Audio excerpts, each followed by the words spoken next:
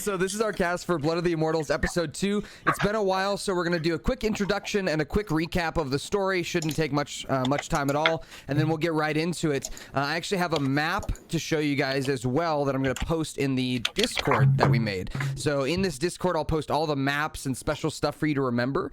And so this first map will be the world map, and I'll also post it on my Twitter for those of you guys that want to see that map if you're a watcher, a viewer. So I'll post that map here in just a moment while we're going through introductions. I'll start. My name is Commander. I run Blood of the Immortals. I'm the Dungeon Master. I also run another show on Tuesday nights called Out of Time, which is a time travel cyberpunk D&D story. So if you like that, you can check that out on Tuesday nights. And I have other plans for running more shows in the future. This is another one of my babies. This Blood of the Immortals show is a Greek mythology inspired campaign that's all entirely made up from my homebrew brain. So if you're a D&D nerd, please don't get narky on me with the rules. Okay, I'm making it up as I go. It's all homebrewed. So unless it's like a character ability or a basic rule of D&D, I'm probably bending it in some way or another. So be prepared for that if you're a D&D nerd. That said, let's move on to our next introduction. Mr. Colin Smoke, we'll start with you and we'll kind of go up and around my overlay. Thank you everyone for being here, and let's start her off. Colin, go for it. Thank you. So, hi everybody. My name is Colin Smoke. I'm 21 years old. I'm a daily streamer from Pittsburgh, Pennsylvania. Mostly stream Minecraft. I just started up a story-based SMP called The Last SMP that some of us on the cast are on. I do a whole bunch of creative stuff. I'm getting into more just chatting right now. But yeah, that's pretty much me. Okay. So. Thank you very much. And next up, we'll do Mafia Jinx. Go ahead and introduce yourself. Let everyone know what you're about on Twitch, and then we'll do a little recap of the show as well. So. Okay. Hi everybody. My name's Jinx, aka Mafia Jinx. I mostly just watch YouTube videos on Twitch lately, but I also play a lot of video games and stuff and stream that sometimes. And usually I'm my real self, but I'm VTuber Jinx today. So, yeah. Hey, perfect. Thank you so much. Trisha, go for it.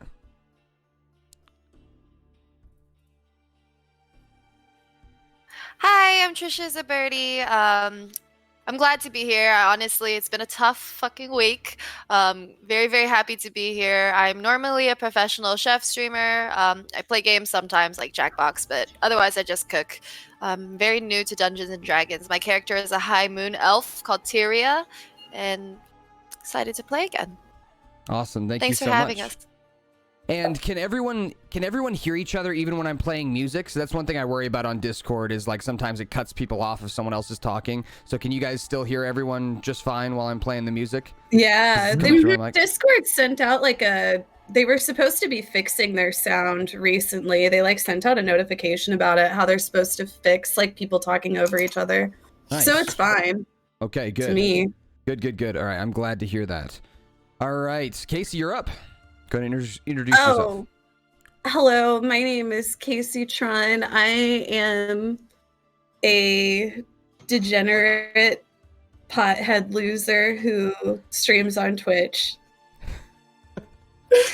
All right. You're so cool. Mom, I want to grow up to be like her. As you should. Too real. Thank you very much, Casey. Moonsy, go for it. Hello, everybody. I'm Mindy Cat. I'm a variety streamer, and I'm just vibing. Just chilling, just vibing. Yep. I love it. Thank you so much. If you guys don't know, I'll do the next introduction for Susu. Susu's an awesome streamer who does horror streams. She watches spooky creepypasta videos. She does some cooking stuff. She takes care of tarantulas. She has a bunch of tarantulas that she takes care of. She collects knives. She's very cool, so go check her out and follow her. It's Susu_JPEG. She might be here later depending on how long her photo shoot goes. And lastly, Rossi, go for it. Yeah, my name's Ross, otherwise known as Rossi. I am a variety streamer. I kind of just do whatever the fuck I want on stream, and it's good fun. As you should. All right, so let me pull up the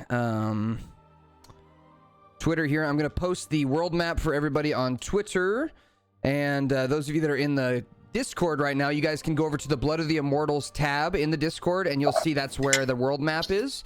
So you can check that out, and you can actually see where your characters are on that world map if you find Thebes, which is kind of middle right of the map, and you'll see kind of how big the world is, and we can talk about that, and we'll have a little discussion about that. But first, let me post it up here on Twitter as well, and we'll do a quick recap of the last couple days. All right. Quick aside, go Yes. off. The map looks beautiful. I'm glad. Thank you. Whoa. So that is from a website called Incarnate, and part of that map is referenced from a user who I will find and credit in the comments on Twitter. Part of that map is referenced on there, and then the other, of course, all the names and quite a few of the geographical, like, little intricacies of that map are, my own little flourishes, but the kind of the borders and stuff, that was all made by someone else. So shout out to that person who fucking rocked it. But yeah, I changed all the symbols and a lot of the geography and stuff, and I really like the paper map parchment aesthetic, so just fucking cool. So taking a look at that map, I will pull it up here on OBS for everybody as well, so that the crowd who's live here can see it. Let me get this added to my scene. Add image. Sorry, I just finished it right before the show today, so I wanted to... Still got to add it. Let's see. World map. Add image. From file. Dope D&D files. Yes, that is my folder name. I know. It's so big. Okay. That's what she said. Oh, no. There we go. Okay. Goodbye. And pulled it up. So I'll transition so you guys can see the map here. Here is the world map. So for everyone who is watching on the stream, the world map, the world's name is Zerotha. And the party is in a place called Thebes, which is kind of that huge continent in the middle right of the map. It's got kind of like a knight's helmet over the top of it. That is where they're at right now. And this map is going to be important for them to kind of understand locations of places. Their quests are basically going to be fetch quests for this D&D campaign. Go grab this thing, find it, get it before somebody else. So they're going to need to know where to go and how to get to those places, and when they're going to need a boat and when they're going to need to swim and all that other kind of stuff. So they'll have this map. I hope you guys like it. It's very, very, very important for visualizing. I think it's really important to know kind of where things are. So there is the Zerotha world map. You can check that out on Twitter as well if you want to do any edits of it, or you want to make an HD version of it or something. Feel free. This is from a program, so I did not draw this. Okay, people, so if you want to do like an edit or something of it, cool. That goes for anyone who's creative. Feel free to mess around with it and put it in your own image. I think it's I always love seeing that kind of stuff. So all right, with that said, let's recap real quick, and then we'll roll the intro and get rolling on today's role playing and dice rolling and fun shit. So, it's been a few weeks. We're just going to do a quick recap of the show. Essentially, what's going on is we have a party of 7 people who have been gathered together by the historian of the gods. His name is Romulus. He's kind of like Zeus. He looks kind of like Zeus, but really old and kind of skinny. And he has brought them all together and told them that they need to retrieve some artifacts. And the reason he's brought these 7 people together is because they are the children of a few of the gods of this world. There is a large pantheon of gods of this world that will be slowly kind of revealed over time to the crowd here. The players know about all of them, but you guys will kind of get pieces here and there. And their characters are the children of one of these gods. Some are children of the god of death, god of the sea, god of the harvest. Few of them are from different areas of that pantheon. And so the reason Romulus has brought them all together is so that they can find the relics that their parents have been trapped in, and they want to release their parents from those relics so that they can help defeat someone named Gormok, the god butcher. He is a creature that the party has never seen before. They know almost virtually nothing about. The only thing they know is that he is hunting down and killing children of the gods.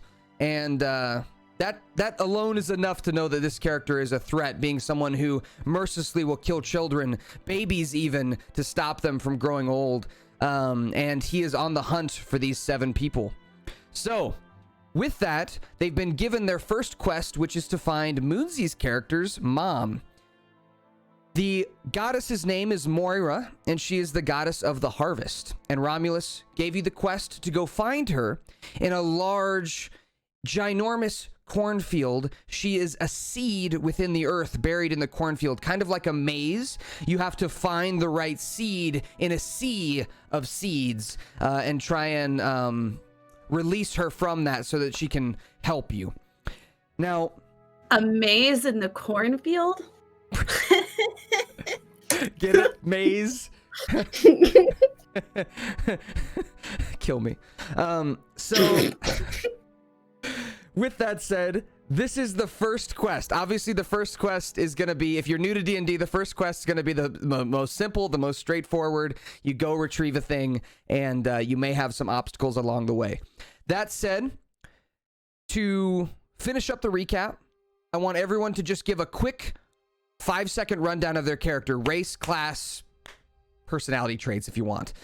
Just a quick rundown so everyone knows what they're like before we get back into it. And if you guys would like to see their character sheets, come over to my stream, twitch.tv/commander. You don't need to stay long. Just click on the extension that's over my stream, and it's got their character sheets on it. So it'll say, Egrid Stoneguard, that's Casey's character. You can click on it. You can see all of her abilities. You can see all of her weapons, all that kind of stuff, her health and all that good stuff. So you can see that on the overlay on the screen. But we'll start with Rossi, and we'll go backwards through the way we did introductions, and we'll have you guys just give me a 5-second intro to your character so that everyone can kind of visualize them and see them in their heads.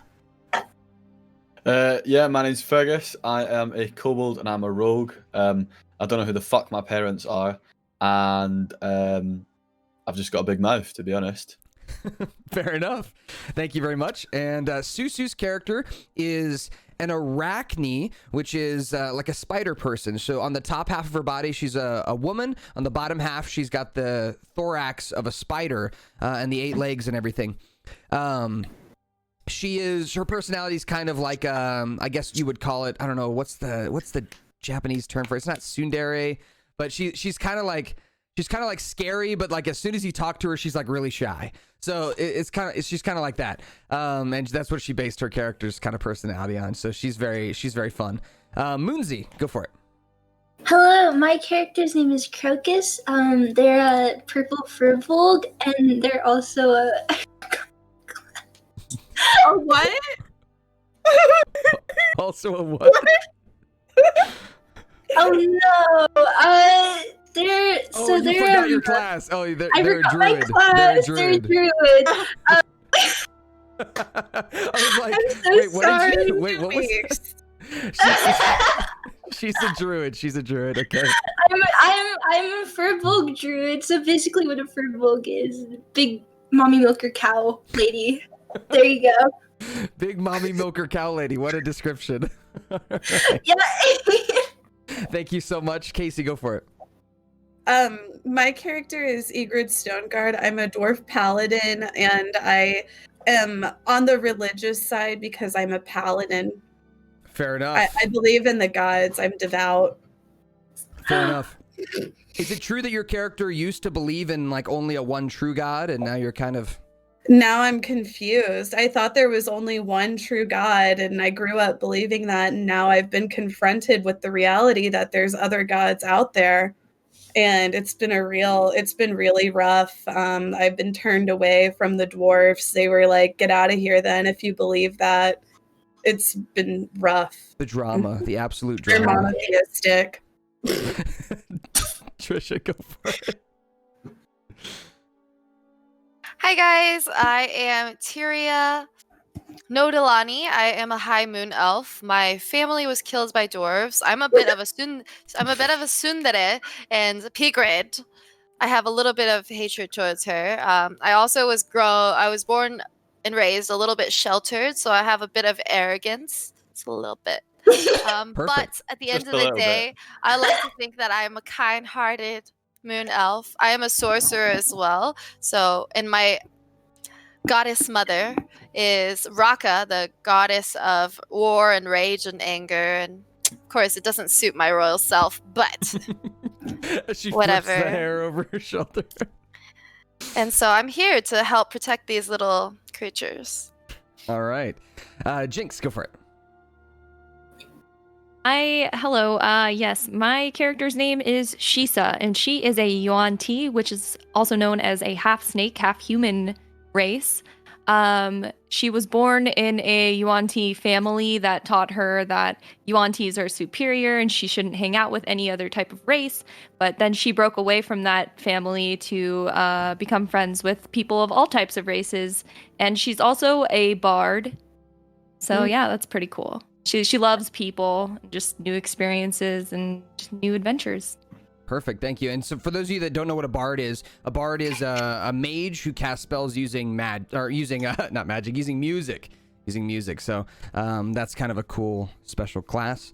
And then Colin, last but certainly not least, go for it. So my name is Leon something or other. I'm a minotaur and I'm a pirate and I have a really big heart. And I wanted to leave the whole pirate life behind. It's pretty much the gist of it. All right, perfect. And last we left off, you guys were in the kind of underground sanctum of Romulus, beneath the main fountain in the city of Thebes. He had brought you down there, showed you marble statues of your parents, and given you your first quest, which is to go find Moira, the seed of Moira, and uproot it from the cornfield and bring it back. So, with that, this is episode 2 of Blood of the Immortals. I'm going to roll the intro on my stream, so it may be a little awkward on Casey's and Trisha's for a second. I'm going to roll the intro, because we're a cool professional show. Here we go.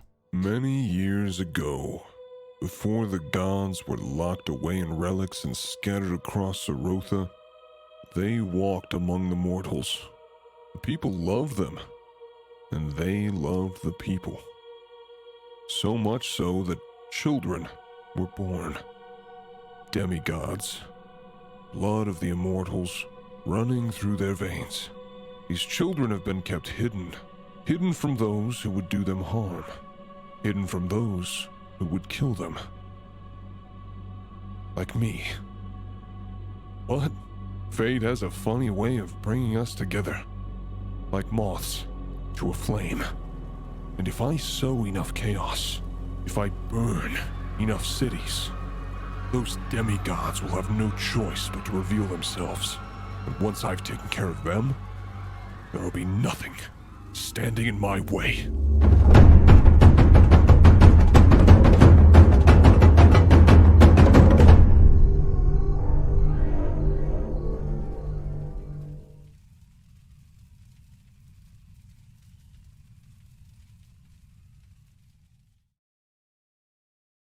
Okay. Come on, Tyra, All you right. can do better. We have 102. Do we have Argumentary 102? royalty, put your money where your mouth is. So, with that, you guys are now ready to head out into the city to prepare yourselves for this adventure. Now, Romulus approaches. I'm just gonna roll a dice. That's the person he's gonna approach. There's 6 of you, so 6-sided dice. 2 on my thing. That is Jinx. So Jinx, are you there? Can't tell with your. Yes, I'm here. I am here. Okay, it's hard to tell. It's okay. I can do this. Okay. Oh, He wait, takes- do that again. No, stop. She's so surprised.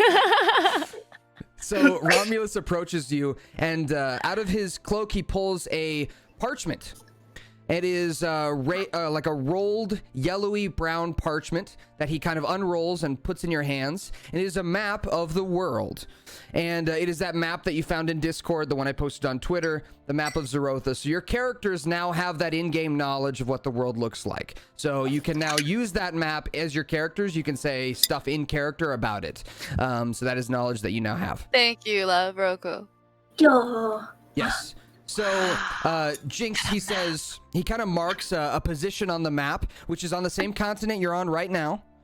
and it's southeast of where you're at. So you can see where the night helmet is. That's where Thebes is. If you go southeast along that ridge of the mountain. Trisha, you're unmuted. It's so loud. Trisha. Fuck, I'm so sorry. Fuck. It's okay. I was trying not to laugh. It's Okay. So where was I? Oh yes. So on that map you guys can see Thebes. It is that city that's got the armored helmet. If you go southeast along that ridge of the mountain towards the little jutting out piece that's next to those little islands next to Thebes, that's where he puts a little mark. That's where the cornfield is. So it's kind of on the edge of this continent to the southeast of where you're at right now. And the specific exact point on that map is not as important. Just that you know that it's pretty far southeast of Thebes. By foot, it's probably going to take your characters a couple days to get there, at least. And that's if you're moving at, like a breakneck speed. So with that, he hands you the map and he says, all right, well, from here, it is up to you to find that seed and make contact with your mother. And he kind of looks at Moonsey. He looks at Crocus. And he says, I cannot leave here as I am needed to defend the city. I have a feeling by the time you come back, the city may be under siege because he will be looking for you. So if you see smoke and fire coming up from the city, don't return. Don't come back. From there, you'll need to find the rest on your own. But if we're lucky and you make it there quick and come back quick, the city may still be standing. And he looks a bit distraught, almost like he knows the future, but maybe he's not certain about it. And as the historian of the gods, you know that he has a lot of power when it comes to time and understanding the prophecies and things like that. And he seems to have some kind of knowledge he's not sharing with you guys. So you can easily tell that. And if you want to inquire against him, you can. But he's keeping something from you as he tells you to go on your quest. Hey, what is it, old man? You seem worried. What is this dirty paper you've handed us? He says, Looks like toilet paper. That is a map. And what, to answer your question, Egrid, well, let's just say I'm a bit skeptical of the success of this mission. It requires you, he kind of looks you all up and down, kids, to do something quick and efficiently and with each other. People who don't know each other almost at all, so I'm skeptical. I have a feeling that this is not going to go the way I want it to, but your only options. The rest of the children of the gods are too old, too young, or dead.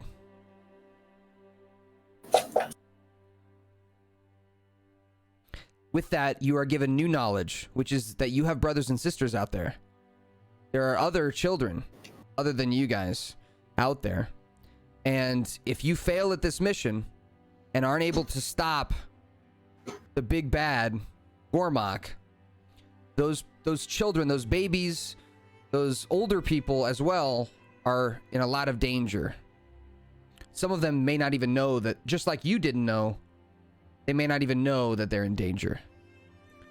So, with that... Hey, are we gonna end up dead, old man? He looks you up and down again, and he kind of shakes his head, but not in like a, no, you're not gonna end up dead, like almost like a disappointed shake in his head. And he says, maybe. Just don't mess it up. He kind of laughs a little bit and coughs. What if he's leading us into a trap? What if this old creature is leading us into a trap? I still don't fully trust. My royal self would prefer not to be led into a trap. He lets out a hearty laugh.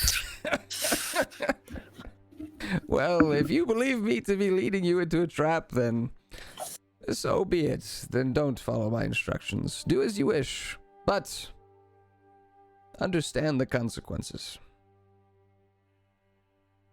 I won't baby you like children. We can't afford that.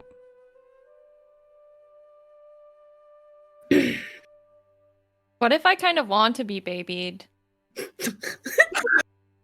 My royal self is not a baby. Yes, you are. Hey. Do you even know how to read a bloody map? Of course, creature. Sorry, not cretin. It's just kind of on dirty material. Yeah, the maps you know are like carved into marble on like pristine tables and shit. With gold. Yeah, with gold inlets. Shit, yeah. Pigrid wouldn't know about it. If that elf doesn't trust you, then I trust you. Where are we going? Pigrid is showing her true IQ right now. Intelligence. Well, then how do you read the map? Well, if you pull it up, we're in Thebes.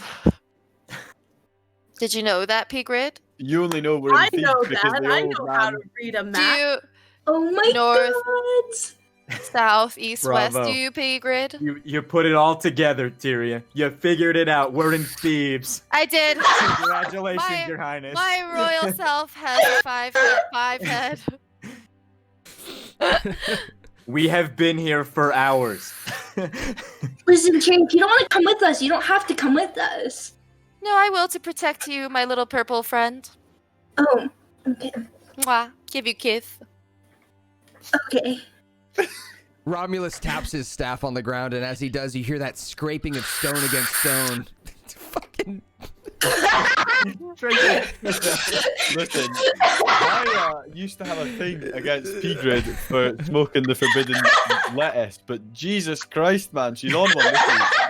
You need a hotkey. You need a hotkey, homie. Okay, we're gonna call this one the somebody make a counter in someone's chat, and for every time that we get interrupted by a vape, whether it's from anybody, because I know a few people in here vape, whether it's anybody vapes, we add a counter, and then someone's got to donate to charity for every counter. I don't know how much. My royal self apologizes. All right. So as Casey just blows smoke in the camera, I love it. Oh, of course, she's smoking the forbidden leaf. All right. So you hear that stone against stone scraping, and the fountain has moved out of the way for you to climb up the stairs and out. And your friend Dom is waiting for you up there, Fergus, as well. You were promised that he would be safe. So you can go check that if you want. But Romulus says, now it is time for you to prepare yourselves for your journey. Now, I wish I had weapons for you or something else I could help you with, but all I can give you is advice, and that is bring plenty of food and stock yourselves up on useful essentials like ropes and picks for climbing, anything that you might need for an adventure through a dangerous landscape. Ooh, I like ropes. What? That was not muted, huh? Fuck. Anyway. So anyway, chains and whips exciter. We know that.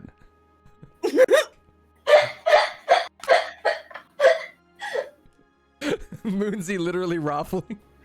Jinx, do your shocked face.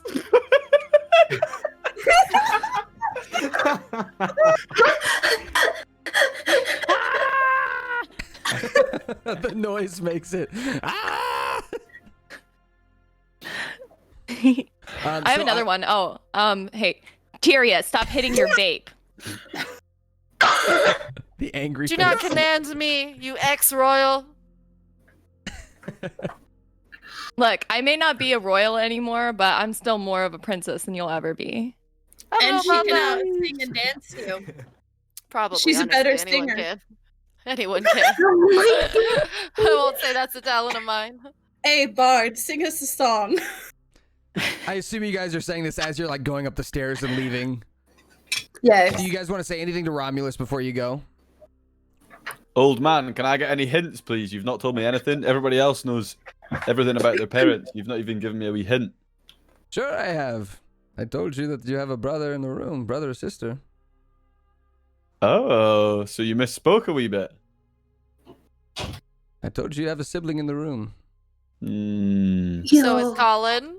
or Who is this Colin of whom you speak? you put on your name on the Oh Zoom. yeah, go ahead and change your names on sorry. Zoom. No, that's okay. Well, I forgot to say it when you guys came. Change your names on Zoom to your characters so that everyone knows.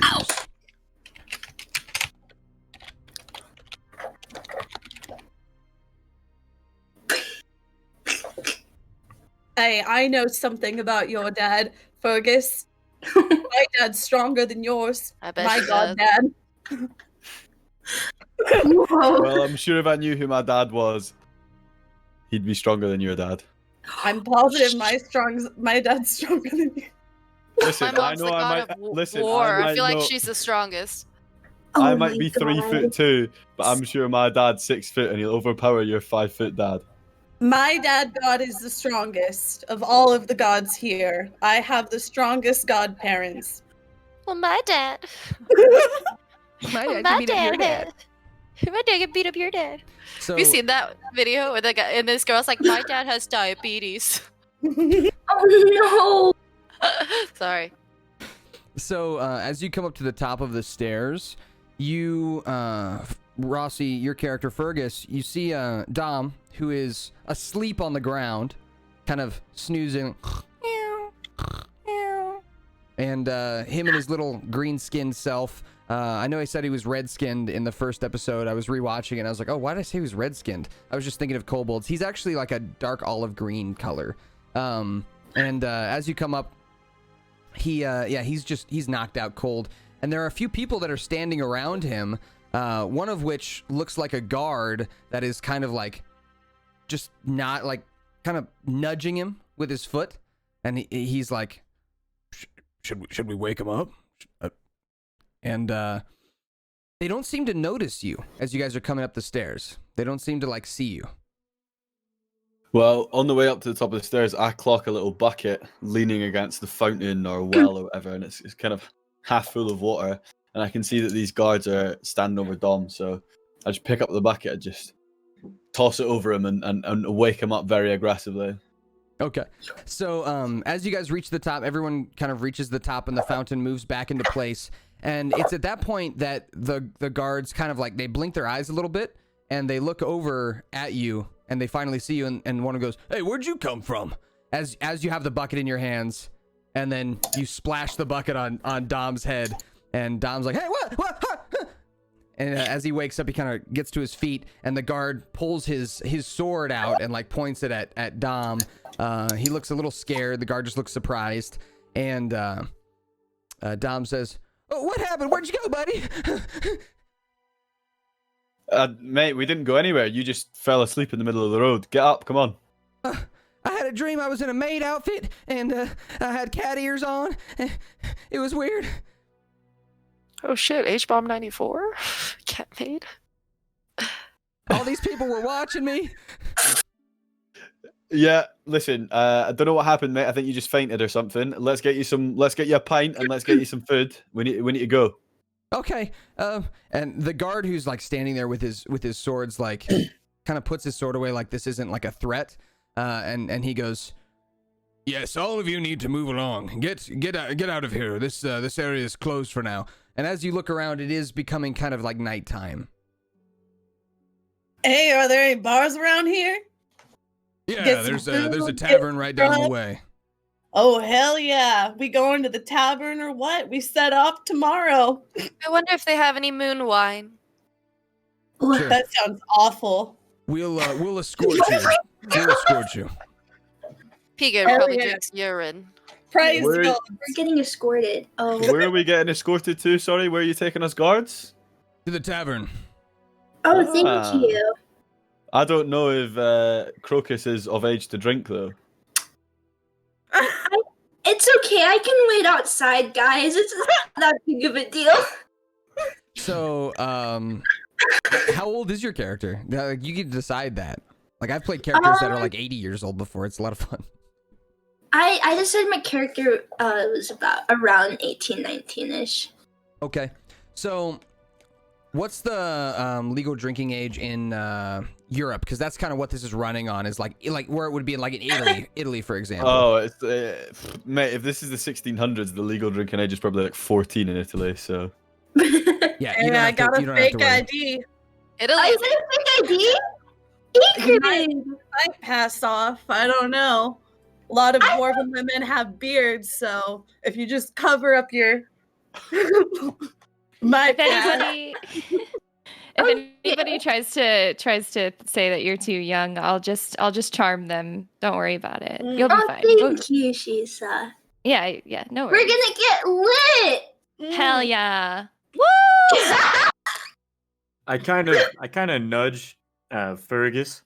And I'm like, hey, little guy, isn't this the same bar that we started the whole bar fight in, like, just the other day?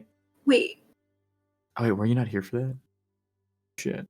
Wait, well, sorry, I was typing in my chat. I was typing in my chat. Sorry, what was that? You're good. I just was asking Fergus if this was the same bar we started the fight in the other day. I must have drank far too much that evening because I don't have any recollection of a fight, my friend. So just to I be know clear, is this I've got something a tendency to just swing my arms whenever I fancy it, but is this something that Leon is? Are you kind of like Colin? Are you kind of like starting like a little like memory story, or is this like something that No, I'm actually... is my memory just like completely off? That's the fight we had in the crowd, kind of, right? Yeah, maybe that wasn't at a bar. Maybe I'm just remembering. You guys had That like so yeah. Rossi's character Fergus was the only one that wasn't with you guys when you were out here in the square, kind of like having a little bit of a tussle.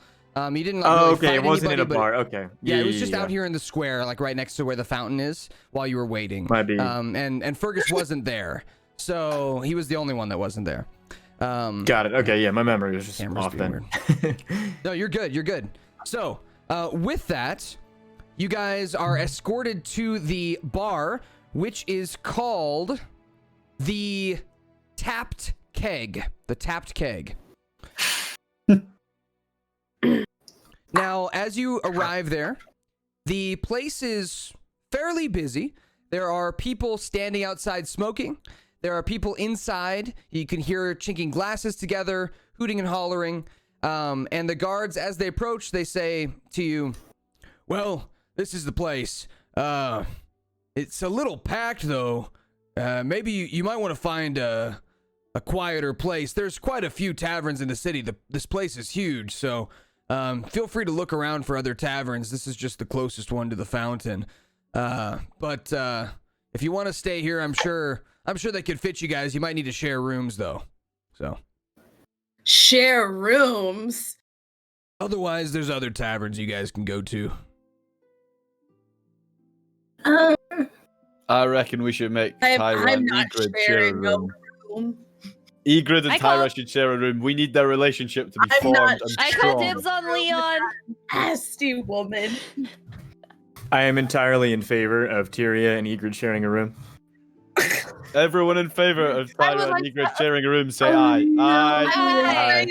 No, I would She'll like to kill have me in my sleep. I would like to have my own chambers. I feel like she might stink up. If you want to have your own chambers, you can sleep on the bench outside. I have never. God forbid. If I die, y'all know what happened to me. Tyria is sus. Stop. If we put them in the same room together, they're gonna hotbox it. I'm very in favor. Smoking the sacred moonflower while she is huffing on that forbidden leaf. Mine gives me magical powers, and hers. Yeah, hers gives her magical powers too. What are you thinking, Tyria? It's a forbidden leaf. It just slows your brain. Why do you now a think it's 3-head. forbidden? Think about it. It grants you an unknown, unprecedented level of knowledge. It makes me transcendental. Yeah, look at that. Case in point, my dear. I don't know the meaning of the word. I think Tavern master, how many rooms did you say we had? Okay, so are you guys entering the tavern then? Well, how many rooms did you say you had, Mr. Tavern Master? You haven't even entered the bar yet. You guys are talking outside. You were talking to the guards. You were talking to the guards that brought you here. Oh, Yeah. shit. No, you're Yeah. good. I'm going to go into the bar first. I'm sick of these two arguing. I'm going into the bar. I'm going to get a pint. All right, you're entering the tapped keg. I follow behind Fergus. Okay. Sounds good. Is anyone I'm not going in the bar? I would like some drinks. I love alcohol. All right. So, you guys open the door to the tapped keg, which gives you a little ding-a-ling-ling with a bell as you open it up. And with that, inside you see a quite big crowd of people inside this tavern. They're sitting at these circular wooden tables kind of scattered about.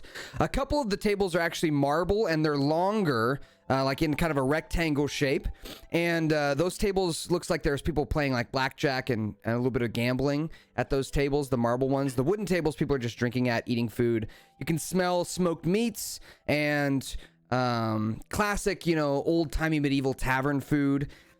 You smell definitely some alcohol in the air, and your feet kind of stick to the ground as you walk across the floor, the wooden floor. Gives you just that little like kind of, because just it seems like some alcohol got spilled here and nobody's cleaned it up. Oh, no. That's repulsive. And Maybe we should find another one. Spillage is lickage. This place, to get an idea of this place, you guys. So first of all, Fergus, you've probably never been to a tavern before. This might be your first one. Your character has grown up pretty rural. If you've ever been to a tavern, it's never been one this big. This place is fairly large, and it looks like it's a few stories tall as well. So the bottom floor here seems to be like the bar, and then the next 2 floors up seems to be like where people sleep, the inn part. So there is a tavern keeper at the back behind a big marble counter. And it is a tiefling. A tiefling is kind of like a devil person. So you can imagine they have red skin, horns that kind of come off the top of their forehead and backwards. He's got a black goatee, a sharp trimmed black goatee. And as you enter, he says, "Hey, hello. It is good to see you all. Come. He waves you over to the bar as you guys are coming. He's kind of yelling over everyone who's chinking glasses together. Some of them are singing shanties together. People seem to be enjoying themselves. He hollers to have you guys come over to the counter. Do you guys go over to him, or do you not listen to him? I'll go over to him. I'll go over. Seems like he has the liquor. Okay. Yeah. As you approach, he says, "Hey, you seem like you're adventurous from out of town. You don't seem like locals. Just I can tell the way you walk. With that, I am curious. You here to get a room? Or you just here to enjoy yourself, get a drink? What is it that I can help you with?" Oh, go ahead. He kind of I would looks like down some at the moon smallest wine. person. He looks down at you, Fergus. I just need to know how many rooms you've got, Mr. Tavern Master. We've got a bit of a situation on our hands. I'm not sharing a room with her. Please just ignore the loud Irish person. We need to know how many rooms I would like you've got. my own chambers as well. And Tyria, as I did catch what you said. He also caught it, and he taps on the bar with 2 fingers. And as he does, a barmaid brings you a pint of beer and holds out her hand for some coin. What is this yellow liquid? The barmaid says, "It's beer. That's all we got." What about moon wine? That will be 1 silver piece. All right, I'll have moon wine, please. Not for the beer. 1 silver piece for the pint, you numpty. Why did the price change? I'm sorry, we don't have the elven wine. Sorry. Fine, I will abstain. No, I will continue smoking. Hey, I'll take my that beer. moon. She slides it over to you and holds out her hand for a silver piece. I hand her a silver piece. How do I?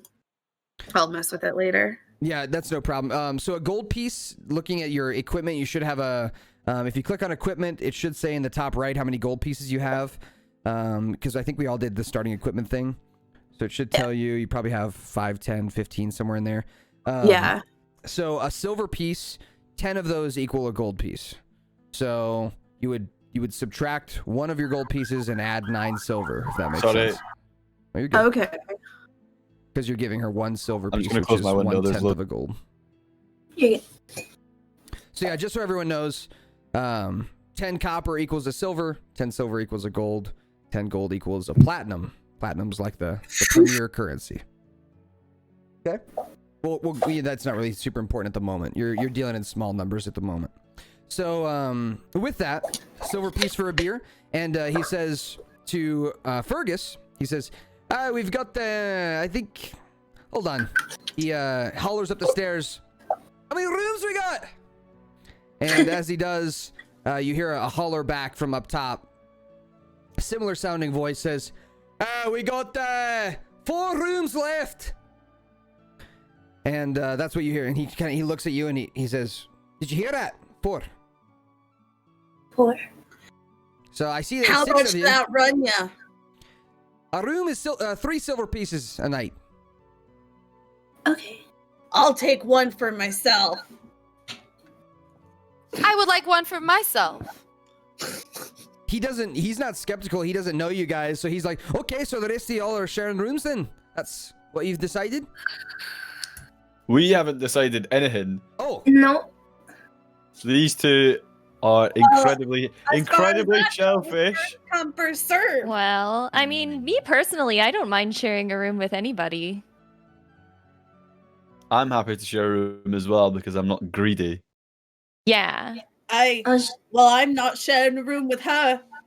She'll kill me. I think we need. This is shock therapy, Egrid. You and Tira have to share a room. Rock, paper, scissors. Rock, paper, scissors. Oh. You can do that on camera if you want. All right, Pigrid. Let's go. If Where are we? Rock, paper, scissors. Rock, paper, scissors, Wait, shoot. again. Rock, paper, scissors, shoot. Let's go, bitch! Yeah, Pikachu. Sorry. My own chambers, please. I don't really understand what you were rock paper scissors for. What? 'Cause the rest of us have agreed that you two have to share a room. So I ain't sharing a room with her. I'm gonna share a room with Pigrid. She What you probably guys are smells trying of to I'm so confused. pee. Hey, y'all. You guys are trying to get me killed. Moons, Right, are you well, confused never. about anything that's These- going I on in the wouldn't want game, or are to you just sully confused about my the character powers. interaction? Or are you not actually these two confused? want to waste their money. Pigrid lost. Pigrid can sleep on the bench. These two want to waste their money. I'm willing to save my money. So if anyone wants to share a room with me for a silver piece and a half, I'm I don't available. even sleep. I'm an elf. I could just go meditate on a tree. True. Why don't What? you go and do that then? Why don't You're you? greedy. Fine. I'm gonna go Yeah. meditate Yeah, on you'll my give own us all, tree. you'll give us an extra room. Like, hello? Fine. Fine. All right. Okay. So your plan is what? I will meditate on a tree. I'll The take nicest tree they have in town. Ah. I'm happy to share. If anybody wants to save silver pieces, I'm happy to share. What is I'll share with you. happening? I'll share with you, Fergus. Let's go. Yes, we're roommates. And wait, is your little buddy gonna be there too? Oh shit! So I forgot about Dom. Where is It's Dom? alright.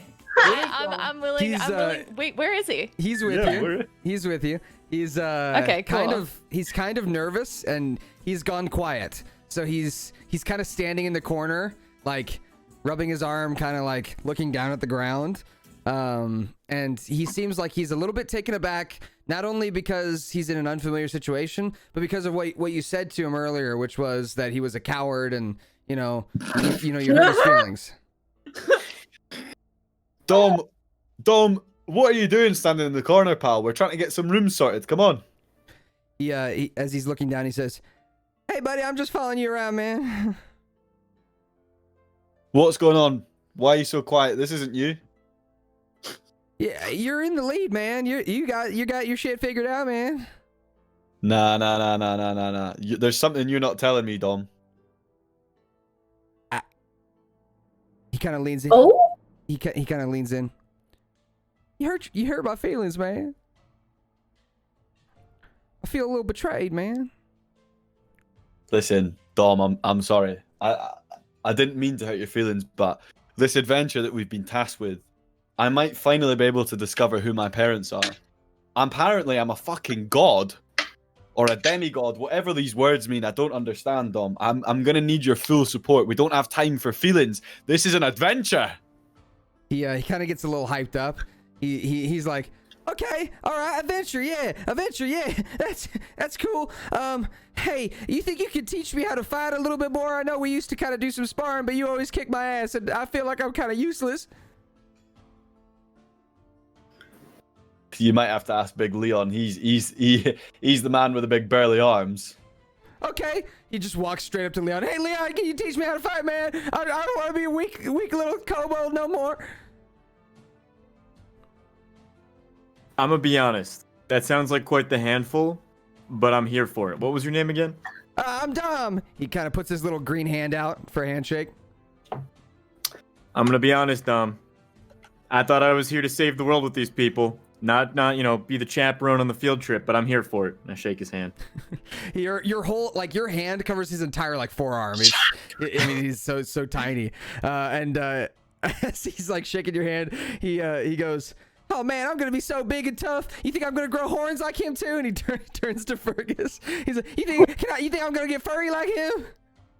Listen, if you eat your greens and you try hard enough, you might just well, Dom. Oh, that's fucking cool. How do I look like that one? And he points to Egret. He's like, I want to have shiny stuff all over me too. Hey, you gotta drink one of these. Excuse me, I'll use the facilities. Can I get this young man over here beer? He goes, "What's a beer?" Oh well, you'll have to say. Okay. Yeah, I'll have one beer. He says over the looking up towards the counter because he's so short. And the guy at the counter, the tiefling, he kind of leans forward and looks down at him and taps the counter to have the barmaid bring over another beer for him. And the barmaid puts out her hand for some coin. How about a round? I'm in. The barkeep. I'll throw some silver pennies on the countertop. He nods. He says, "All right, yeah, I can do that for you. No problem." Yeah, I'm a big spender. Mr. Tavern Master, if we buy 2 rounds right now, can we get a 3rd round for free? He raises an eyebrow. He says, "Are you buying rooms too?"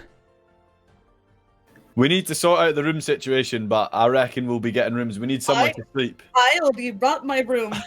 I'm ready to sleep. I'm ready to get drunk. I think this elven queen, I think she's going to meditate, whatever that means, outside, and I think the rest of us will take the rooms. All right. Go ahead and roll your persuasion check, please. All of us? Just for Fergus, because he's asking for a 3rd round for free of alcohol. Go, little lizard man. Woohoo! Alright. So a 19 persuasion is pretty good. He looks at you again, he kind of raises that eyebrow and strokes his little goatee. He says, "Yeah, alright. Sure. Yeah, 2 rounds now, 3rd for free, whenever you want it." I reach out my hand and shake the tavern master's hand. He Here, shakes your have hand. some extra silver. I'll give you 10. What's the point you're in giving getting a the gold round piece? for free if you're giving them tips, Egret? We're meant to be saving money, not spending it. I believe what goes around comes around. It'll come back to me tenfold. And here's some money for the gods. And I throw it on the floor. Oh my Alright. god. Egret is fiscally irresponsible. I start handing the pints back. I hand the pint to Crocus. I hand the pint to Leon, Shisha. I look at Tyra in disgust, but slowly hand the pint over to her as well. Okay. Hand one over to Egret. Awfully 2 kind of you, rounds- little creature. Thank you. These 2 rounds are going to cost you guys in total a gold piece and 2 silver. is what it's going to cost. Well, apparently Ygritte doesn't care about her money, so she can pay. I already gave 10 silver. Yeah, she already gave a gold piece, so just 2 more silver is needed. I'll do the silver. All right. So you paid for 2 rounds. You got a third one on the house. So everyone has a couple beers. As you guys down your first beers, who's not drinking? Who's not drinking a beer? Anybody? I'm not drinking. Okay. I'll drink it for him. All right. So Go figure. Leon kind of leaves his on the counter. Leon, do you tell anybody that you're not going to drink? Because they bought you a beer without asking you. So are you going to say something to them? Sorry, was that? I was looking at my sheet. That was for What did you say? Leon, for Colin. I'm thinking. No, you're good. It's okay to think about these interactions because they mean a lot for your character. Because, like, you're building a relationship with your other party members. They're going to notice that you didn't drink the thing they bought for you. So that concept's going to come up. So I'm just kind of putting it forward into the air. So Right. there. What exactly was the situation again? I'm sorry. I'm just trying to bought you a drink and you didn't drink it. So what do you say? Are Well, you we just bought going to 3 say rounds. like I don't want it, or are you going to say no thank you, or what are how are you going to I'm react just gonna to say them I'm just giving you gonna a say drink? no thank you. I'm just gonna say no thank you and offer it to whoever. Whoever feels Hey, like it. more for me. I've Sounds never good to drank me. before. Slide it over. Crocus, We don't both worry. are known for our drinking. Crocus, don't worry. This is your first pint of many. Before you know it, you'll be having a whale of a time. Put some Wow. hair on your chest. Wow! Thank you. And if you're lucky, you'll grow a beard just like Ygritte. Oh, yes. It'd be so cool. You can braid it too. Dom is Like holding wine. his mug, like in both hands, this gigantic mug of alcohol, and he downs it. Bunch of it spills on the ground because his mouth is just not even big enough for the mug. But he downs the whole thing, and everybody is pretty good after their first beer. Nobody is like super affected or anything. Nobody's drunk by any means. So that first beer is down, and you guys can decide where you want to sit. There are spots enough for you guys at one of the gambling tables if you want to sit and play blackjack, or there is an empty wooden table that's got enough spots for you guys to sit in a circle and just kind of hang out with each other. Ygritte says, hey, I'm going to make my money back. And downs another drink. Listen, Ygritte, before we piss our money away at the gambling tables, I reckon we should all have a mature sit down and discuss our plans for the mornings before we get a bit too crazy. We've got a lot to do. Aye, that's what the morning's for. Well, forget And about it listen. now. Deal with it in the morning. Ygritte, I know your type. You'll be the one that wakes up 1 minute before we have to leave, and you're gonna forget stuff, and you're not gonna remember anything about tonight, and your head's gonna be pounding. We need to discuss Exactly. now. I decided to go sit over at the empty table with my lyre and play it very softly, inviting the others to come sit down with me. I join Aye, her. get I it. like Shisa. Aw. I'm lured over by Shisa's lovely calming music. I'm carrying a pint in each hand, and I'm slowly swaying over towards the table. All right. I'm following behind the same way. Okay, so we're all kind of sitting around, not at a gambling table, but at the open, just kind of hanging out table. All right, so let me grab this stuff out of the way. All right, so with that, you guys gather around your table and sit down for the first time as a group. Susu's character is also there as well. She is abstaining from drinking. She is just chilling. She's a little nervous, and she doesn't really have a spot she can sit. Her bottom side doesn't have a place for her to sit. So she kind of stands next to the table. But Aye. she drinks just a water while you guys are hanging out. So what are you guys talking about? Around you, there are groups of people that seem to be pretty engulfed in what they're doing. You know, some of them are playing cards, some of them are just getting totally blasted, some of them are reading books or hanging out or talking with their families or whatever else. A few people you can see are on dates here. Place is popping. It's a Friday night, and chilling. Does anybody understand what on earth is going on? This Romulus gentleman, who even are you people? Like, listen, I know we've spent the past 3 days together, but what is happening? Like, I know I've had a few pints and I'm letting the words flow, but bloody hell, I'm confused. So here's something to tell you, just to clarify what you said. So you actually haven't spent 3 days together. You guys have known each other for a few hours, probably 6 or 7 hours in game. It feels like it because of our sessions. You know, our sessions feel like a whole day, but in game, you guys, your characters just met today, a few hours ago. So just so you know, you're even newer to each other than you thought. I mean, really, you've known each other for a very, very little amount of time. All right, just imagine I said a few hours then. So it's my first time drinking beer, and so I'm starting to get intoxicated. So I'm gonna be slurring my words a little bit now. So I'm Tyria Nildilani, Princess of the High Moon Kingdom, Pigred. No. I'm royal. You should respect me. I don't know if you guys saw either, but this liquid is quite nice. I would like more. Wait, so just because you're royal, we should respect you? I mean, we should respect everybody, regardless of if they're royal or not. So Yes. progressive. I respect no one except for the gods. You should respect me, Pigred. Respect is a two-way street. You don't even respect yourself. Killed my people.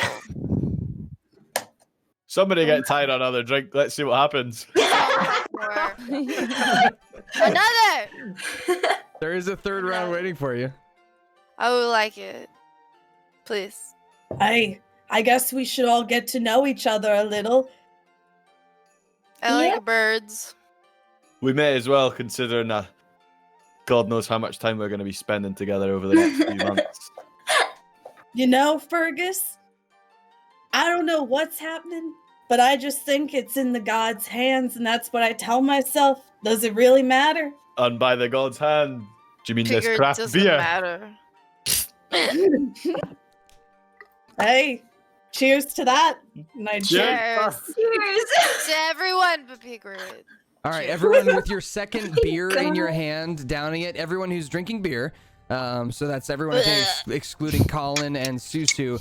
Go ahead and roll me a Constitution saving throw. So in the top left corner of your character sheet, you'll see saving throws. There's a little box underneath all of your stats. Top left, there's a button for saving throws. You want to click on the one for Constitution. It's the one you want. Constitution saving throw. I accidentally pressed it twice. That's okay. Fuck. All right, so we got a 2, a 9, a 6, and a 2. Let me roll one for Dom. So low. Oh, Dom rolled a natural 20. Okay. Pigred, do you are we like missing anybody? birds? We don't see Hey. many birds underground. Maybe you're not so bad. Birds are great. Birds are great.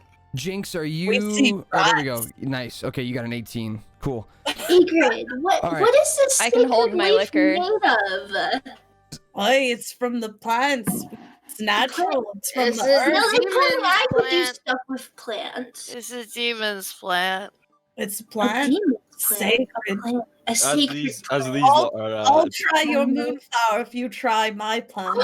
This is Bet. Let's trade. You try mine. So just so you guys know, Tyria, Egrid, Fergus, and It tastes like Crocus, poop. you guys are all a bit tipsy They're after that second shwasted. beer. Yeah.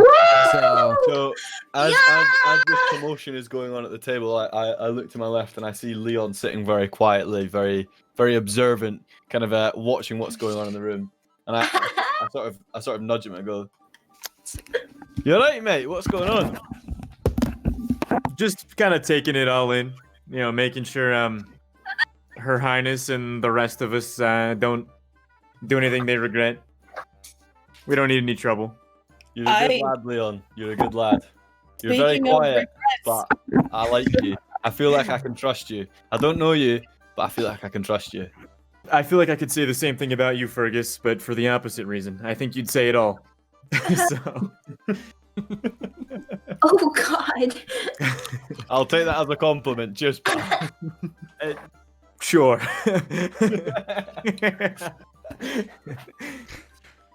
All right. So. Are you good there, Tyria? Yes, Pigrid is bad. Okay.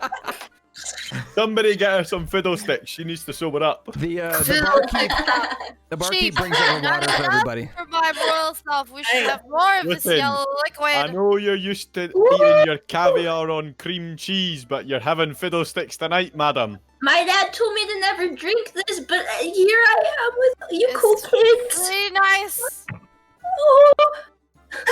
I kind of signal over to the tavern master and I'm like, He brings Listen, water and food for you guys.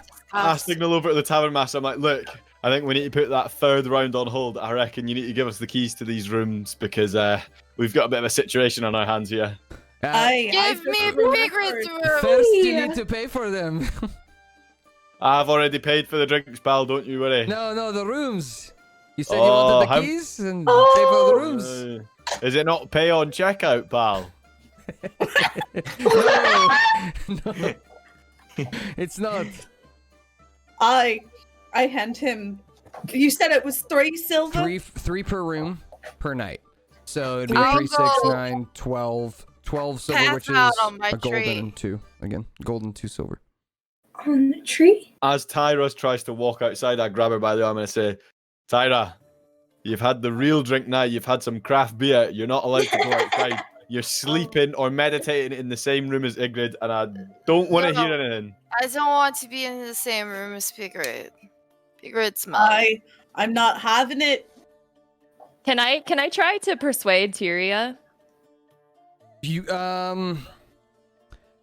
since she's drunk, I'll allow it. Yes! But you're probably like if you mention Ygritte, you're gonna have disadvantage on the throw. So if you mention Ygritte with your persuasion, you're not gonna have an easy time persuading her. Not Pigrid. I will stay with the little purple one. I like purple. But Cookie was the color of dancing in the royalty. wind. Thank you for the. Or she's maybe 10 you can Thank share a you so room much. with somebody Thank you, thank you, perhaps thank you. half your size. What? No, Pigrid is bad. I'm dancing. I mean, allow it. What's Right. the worst that could happen? She's a woman of God, you know. I could die. Yeah. Death. No, it's dirty. What if she hurts me like her family did to my family? Whoa. Oh. Did you know? All right, so Did you Trisha, know? Trisha, Oh, I no. want my- you to roll a. Did you know that my family was killed by dwarves?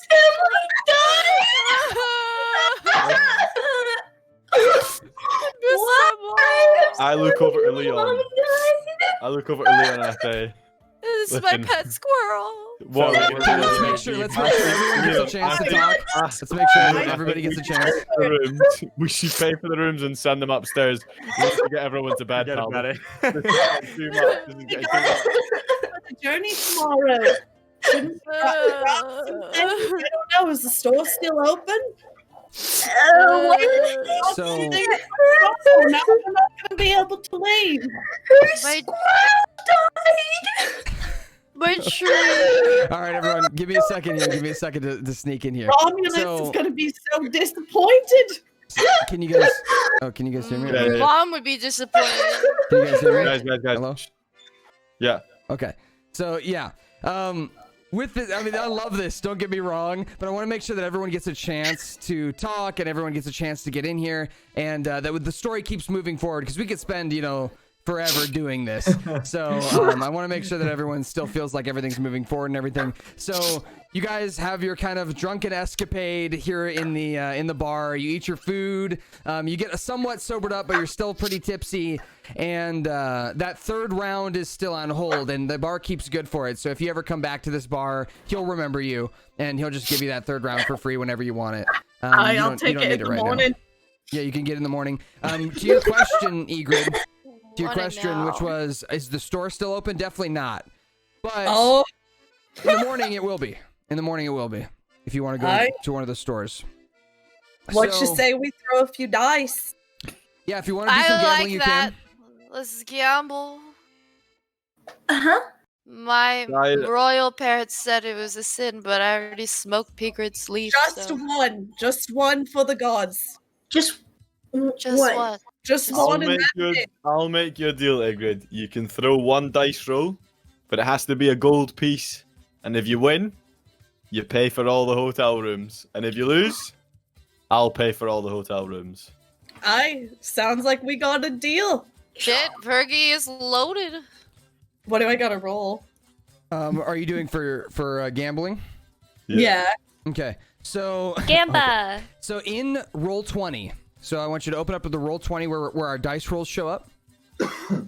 In that roll 20 chat, I want you to do / roll and then 2 and then a lowercase d. So the number 2, lowercase d, and then the number 10. So you'll roll 2 10-sided dice. So there you go. So you're playing 21. You're playing blackjack right now. All right. I want to play. Anyone who How wants do to I play, do the same thing in the chat. So Ooh, what me? What do you roll? I'll copy paste it. I'll put it in the Blood of the Immortals Discord chat.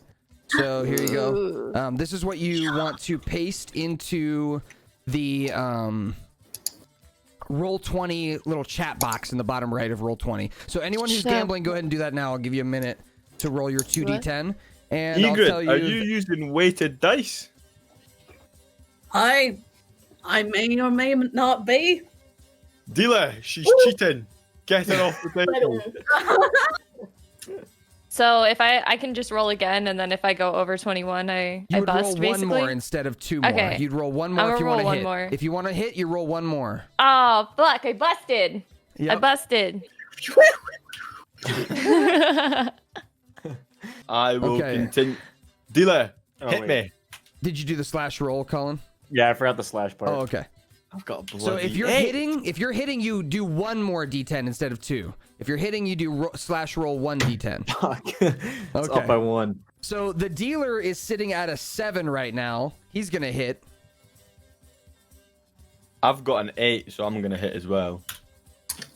So the dealer's at a 13.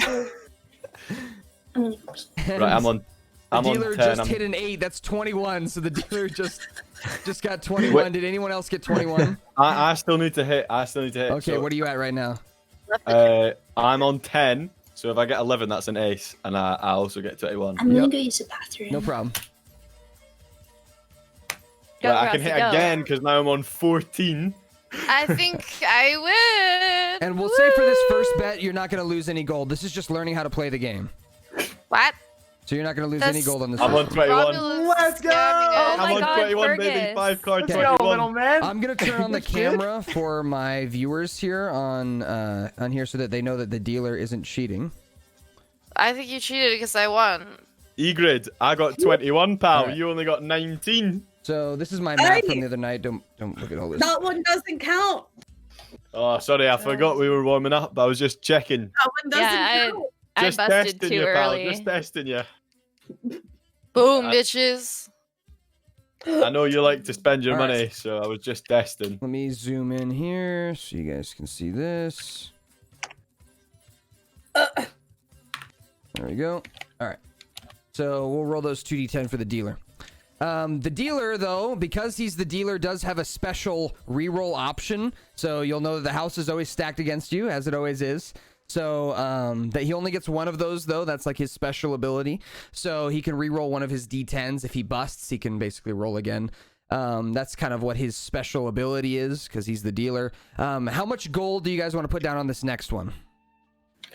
How much? 1. 1 gold? Yeah. Who else is putting down gold? You're going to want to mark this off your sheet or just keep track of it somewhere. I'll keep track of it here on my list. We got 1 from Egrid. I'll put down 2. You'll make back double whatever you put down. I'll put in 1. Okay.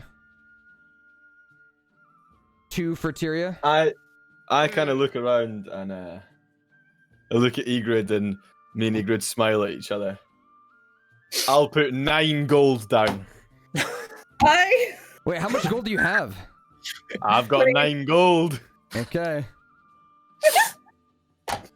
Listen, Egrid, you're Irresponsible.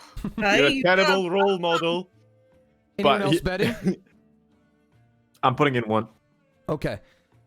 So I got Egrid, Leon, Tyria, and Fergus. Is anyone else betting any gold?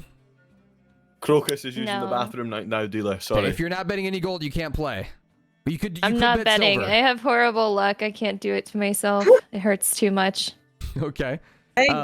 If you want, you can play music to try and make some gold here as well. You can perform and see if people will pay you to perform here in the bar, kind of like a street performer, if that's something you want to do. Sing. That's totally up to you, though, Jinx. Sing. So the dealer is sitting at 9. He's gonna hit to 13. So he's gonna start at a 13. So you guys go ahead and roll. We'll go in order. So we'll start with Fergus. Go ahead and roll your 2d10.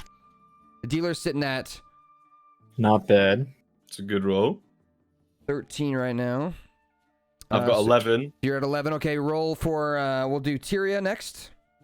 Let's go, party Roll people. 2d10. I'll tell you what, Tyria, I'll sing for you next time I'm drunk, but I'm just pretty sober right now, Fuck. so you know. All right, so we got a 9. I want to do it again. You can hit in just a second. We're just gonna go in order. Egrid, go ahead and roll your 2d10. Got a 14. And Leon, go ahead and roll your 2d10. Why is Tyria crying? All right. Okay, so the dealer's gonna hit. And he's gonna add 3. He's gonna go up to 17. And since it's still his turn, he's gonna hit again.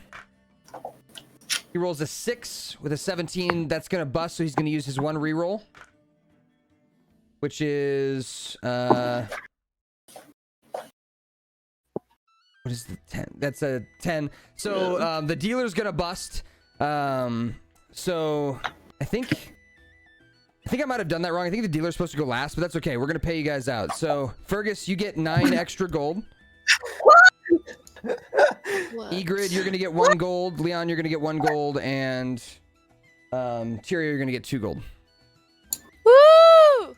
And he wasn't even Next time, you guys do the hitting, and the dealer goes last. That's what happens next time. If you want to go again. the luck Make of it- the gods. Making the money You guys want to try it again? again. I down my other drink. Can I down my other drink and pass out? Yeah, absolutely. Okay, I'll do that. Okay, you down your other drink and you pass the fuck out. Dead! Simon Fergus is paying We're for the dropping like rooms. flies. No! Grid! Anybody else going again, or are you guys gonna take your winnings and run? I'm gonna go again. Put me in for 2. All I right, want put you in for my 2. beer. All right, so we got Leon at 2. We got Tyria at 2 again. Or what do you want to do, Tyria? But yeah, 2. Okay. And then anyone else? We'll ask Ross. I'm sure he'll want to because he just made 9 gold. Fergus, you're rich. Yeah, Fergus, you made 9 gold. Do you want to go again? You're popping. Nah, I will stick Hey, yo. with Take your winnings. Hey, yo, Fergus, Pansy. can I have a gold piece so I can gamble? Can you call me Please? daddy first? What? Oh my god. What the fuck? Please, Daddy, can I have a gold piece? I hate this. Fergus, make her do the face. Make I her wanna do go home. Shisha, before I give you this gold piece, did you know that you can't stick out your tongue and look at the roof at the same time? You guys are awful, nasty, nasty creatures. Oh my god. So Dom says, "Hey man, she kind of scares me, man. I wouldn't be messing with her, man." I'm I'm harmless, just kidding. really. I'm just kidding. I slide a gold piece over to Shisha. In fact, I slide 1 gold piece over to everybody. Oh, everyone's getting a gold buddy. piece. Everyone's rich. Thank Getting you. the gold. So But we're gonna go one this gold must piece mean- for Shisa. Yeah, so everybody can have one. She wanted to gamble, So- so I was just putting down what she wanted to put up, which is 1 gold piece. Apparently. All right, anybody else gambling? I got Shisa, Leon, and Tyria. Last call for this hand. I'm okay. All right. So the dealer's gonna roll. Gonna end up being what's 7 plus 8? 6. 15? 15. All right, so dealer's sitting at a 15 right now. We'll start with Shisa. Go ahead and roll your 2d10, please. All right, so you're at an 11. Leon, go ahead and roll. Got 12, and then Tyria, go ahead and roll. You can't have my beer. It's okay. Oh, yeah, roll. Okay. All right. Fuck it hell. So, Jinx, do you want to hit? Or do you want to stay? Why do I suck at this? If you hit, you roll one more d10. Fuck it, I'll hit. Oh, I did a 2d10. We'll just do the first roll, which was a 6. Yeah. So you're up to 6 or 17. So you're sitting at 17. Do you want to hit again? Oh man. Yeah, why not? Okay. 17 plus 5. That's gonna be a bust. Dang. I always bust too early. This sucks. Sounds like a personal problem. All right, so that's You know the Shisa. magic word. Leon, go for it. Yeah, I am. Okay, So you're gonna that's add 9 21. on- That's 21. Okay, so I'm assuming you're gonna stay, I am absolutely gonna stay. and then Tyria, go for it. Ooh, what do I do? 1d10? 1d10. Okay. Yeah, roll 1d10. So 8 8. on top of the 9 you had before, which is going to bring you to 17. I'll stay. You want to stay at 17? All right. So the dealer is sitting at, what did I say before? 17 as well. Yeah, he'll hit. And with a 9, we're going to pay out to Leon and Tyria.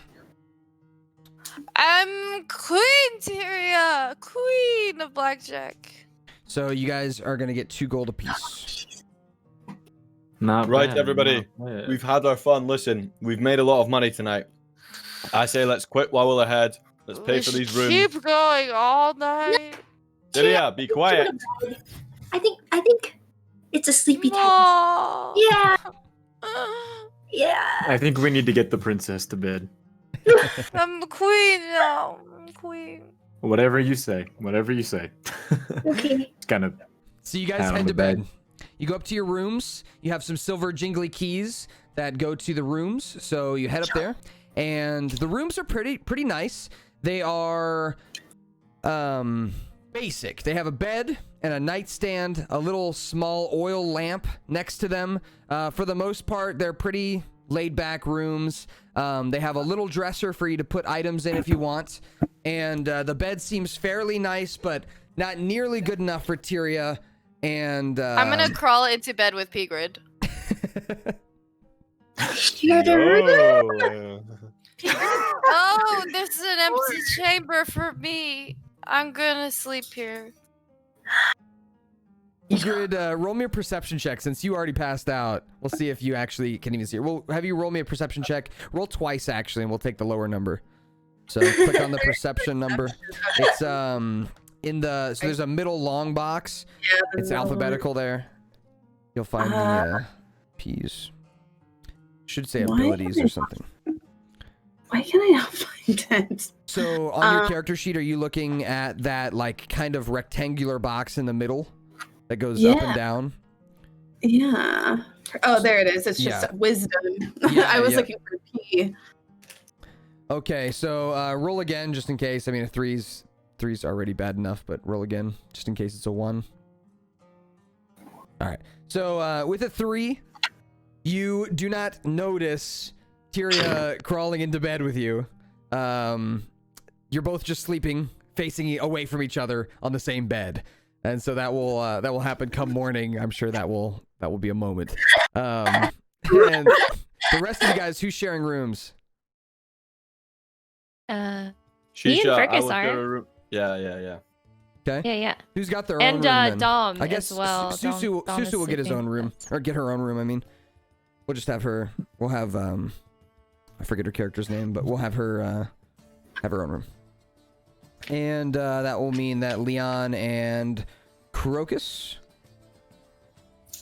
share a spot. And Leon, this is pretty normal. Normal for At you. this point, for me, this is nothing. Yeah. I mean, yeah, and you've slept in places with like, you know, smelly dudes like for a long time. Everyone's just piled up. Yep. Yeah. So I mean, it's I'm nothing. not batting an eyelash.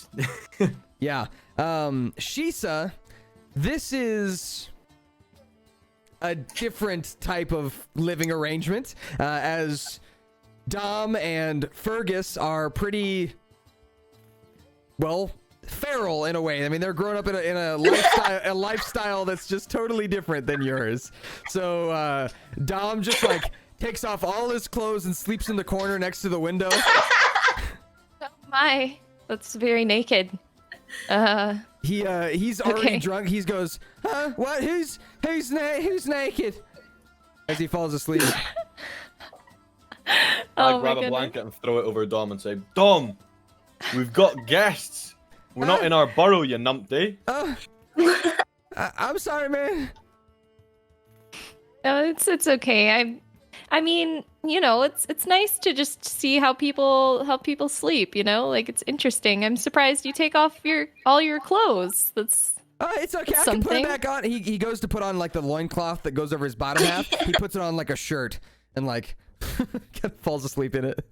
Oh my god. Look, I hope you don't judge me, Fergus, but I like to sleep with my socks on, so. The socks stay on, so it's fine, don't worry. Yeah, just letting you know that. That's okay. They don't make socks for my type of feet, so I can't do that. I'm sorry. Oh, I see. Yeah, I mean, well, you know, at least we got the same scaly skin. We can really relate on that. I have to put a lot of lotion on every day to not look so scaly. Yeah, speaking of, I haven't actually shed my skin in a while, so if you wake up with any crusties, I'm sorry. I'm 100% used to it. I feel you. God. Well, I'm gonna jump into bed. I'll see you in the morning. You too. It was nice meeting you.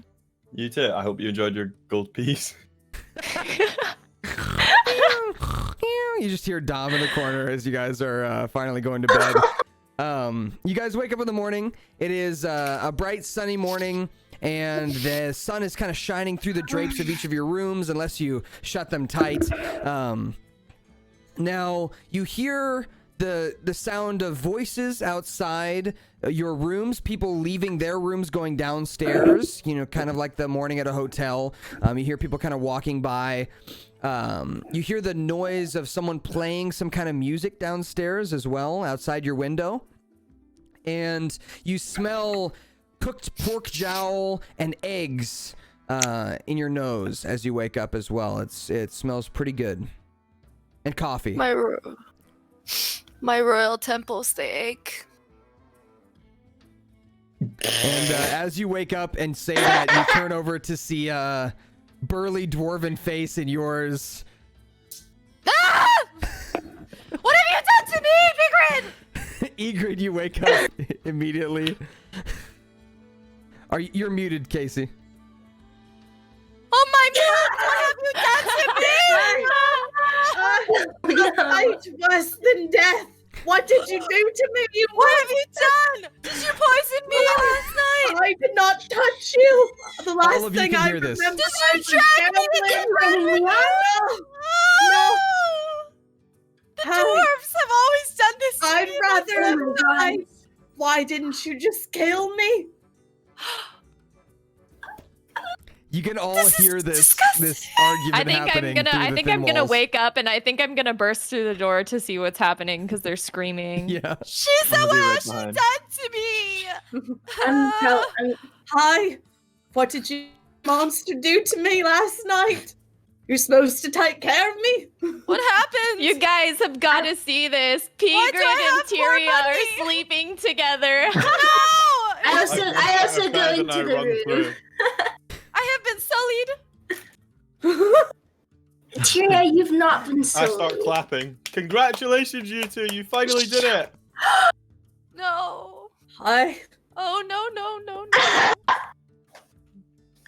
So just so you guys know, I just want to make this very clear What for everyone happened to watching this and guy's everyone here? None of you that is saw in the this. game as well. I want to make sure this is clear for everybody. No non-consensual sex happened, Yeah. just so everyone knows. Okay, that is not a thing that Is- happened at all. is They it literally true? just slept in the same bed. Okay, just want to make Tyria, sure everyone tell knows. me, Shouldn't is have to it say true once you go halfling, you never go backling? I don't mention I would this never again. have to leave This myself. doesn't leave here. It's I okay. didn't see nothing. Pigrid, Oh, Nothing take happened. responsibility.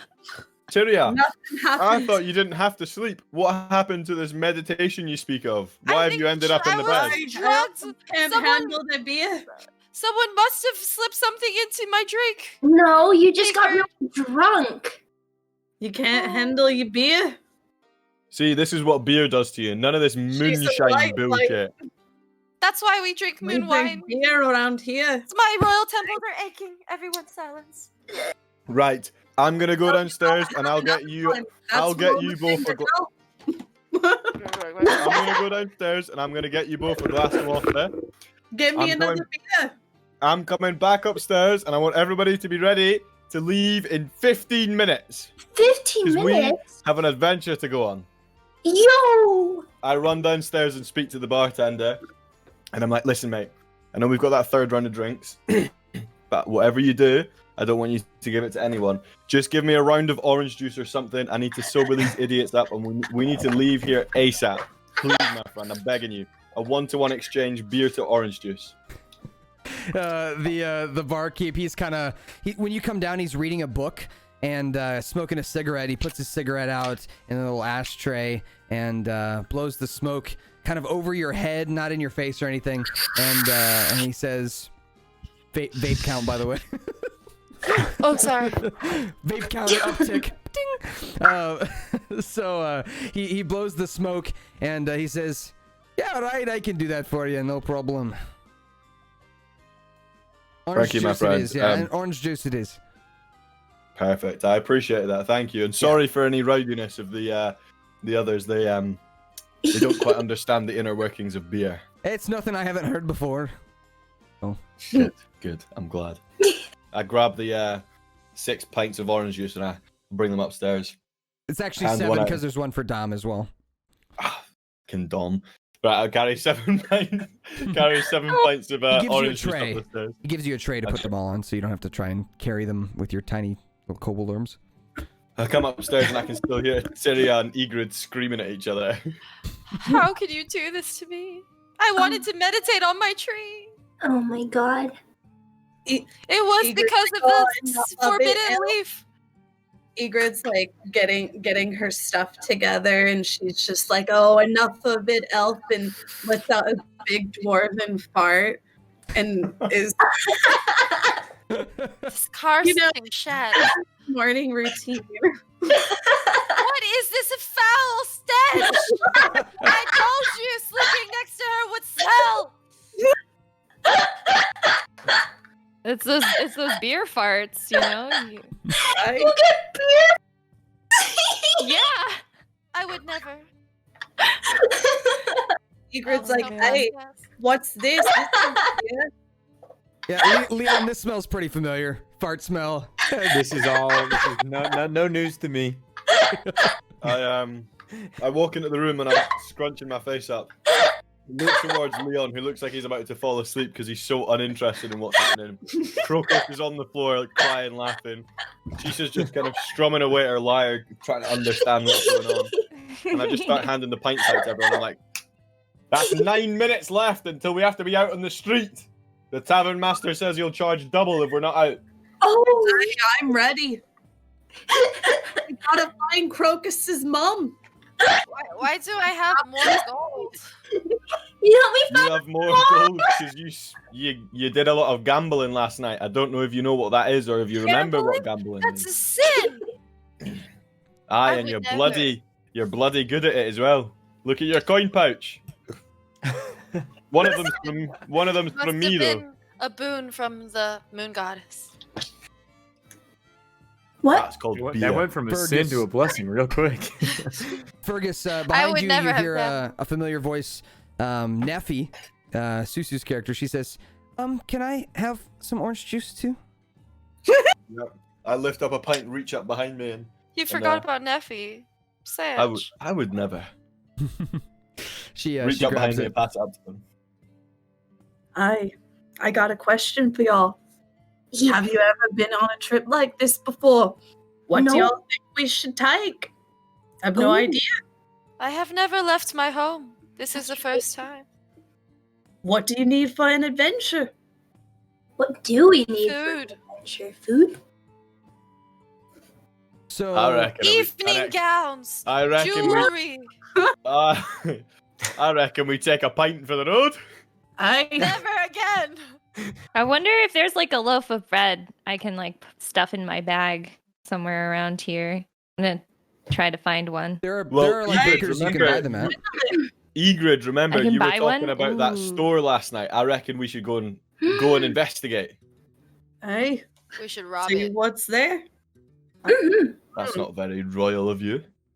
Is I it not muted? got the 5-finger discount. Right, everybody, we've got 7 minutes. Come on, up, let's go. All So right. just a reminder that your characters are. I just want to make sure that you know your characters are. Their actions are definitely going to have consequences. If you get caught stealing, that's going to have its consequences, that kind of thing. So you would know that, first of all, you guys already brought some good stuff. So, for example, like Moonsy, your character, Crocus, probably has some loaves of bread from the bakery and like stuff from your hometown. Anything that you would have possession-wise that you would have needed to get here, whether that's rations of food, that kind of stuff. You'll have like the basics, but you know that this is going to take you a couple days travel to get there. So you're going to want to stock up extra food. You're going to want any weapons that you have right now. If you want to upgrade them, you can talk with somebody about upgrading them if that's something you're interested in.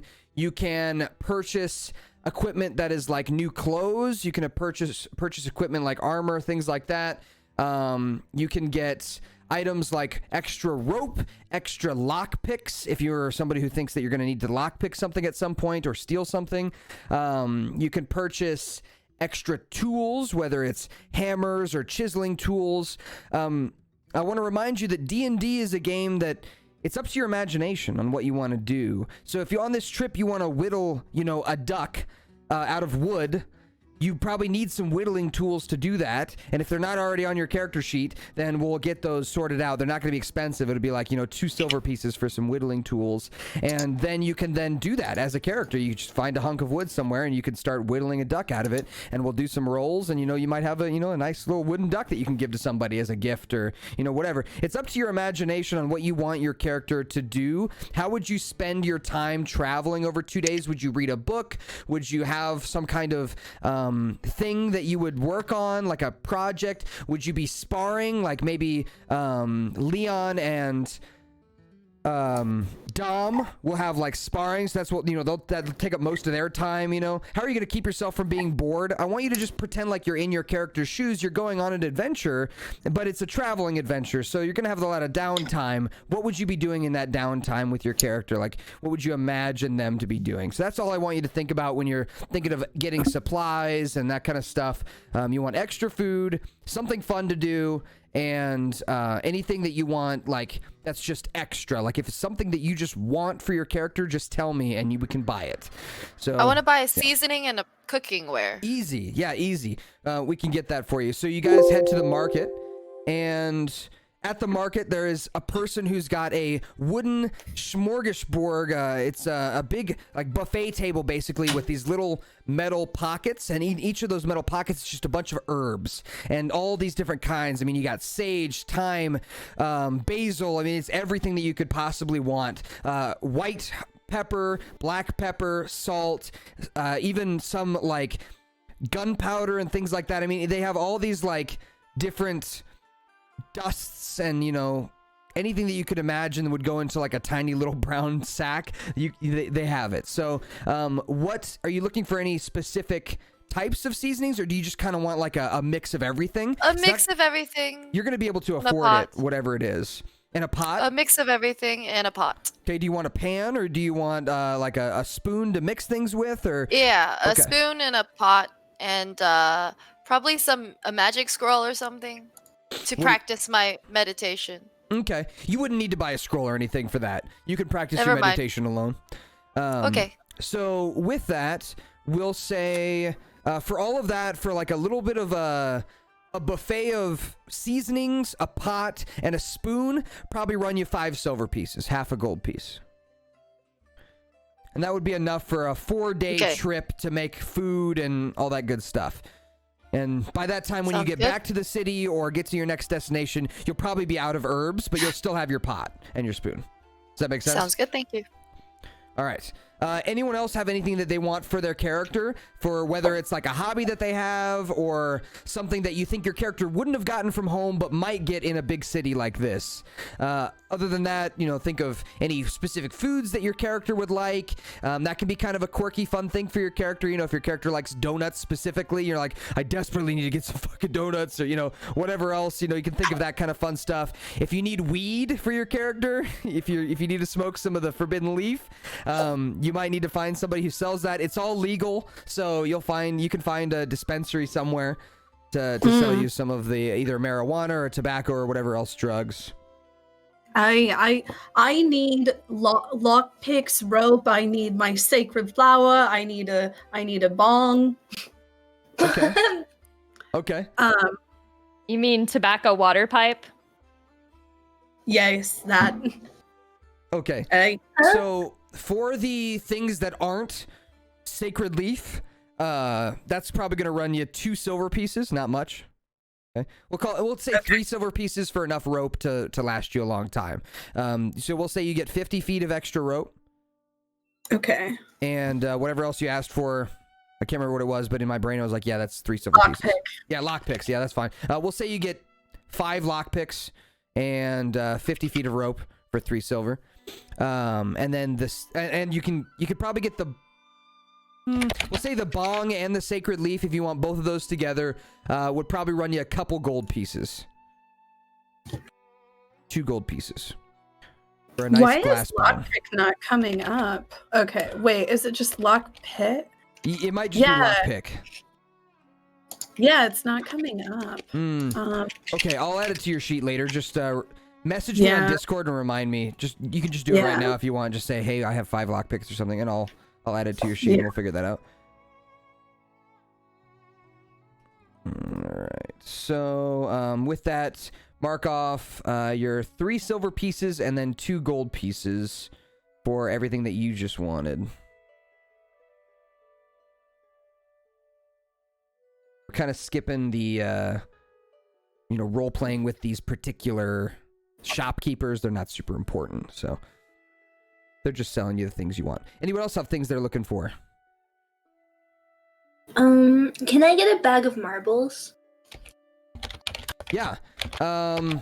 You can get a bag of ball bearings, which are the same thing. I think that's actually in the equipment. So if you go to your equipment, hit add or manage equipment, there should be ball bearings, and you should be able to add those. Yeah. Awesome. Thank you. Mm-hmm. I would like to get some extra strings for my lyre and like 5 loaves of bread. Okay. So for Crocus, we'll say for the ball bearings, let me look at that one up because I'm pretty sure that's really cheap, but I want to make sure. And we'll just say that they're marbles, by the way. We won't say that they're ball bearings. I just want them added to your equipment as ball bearings, but they're actually marbles. Okay? Okay. All right. So, ball bearings, 5E.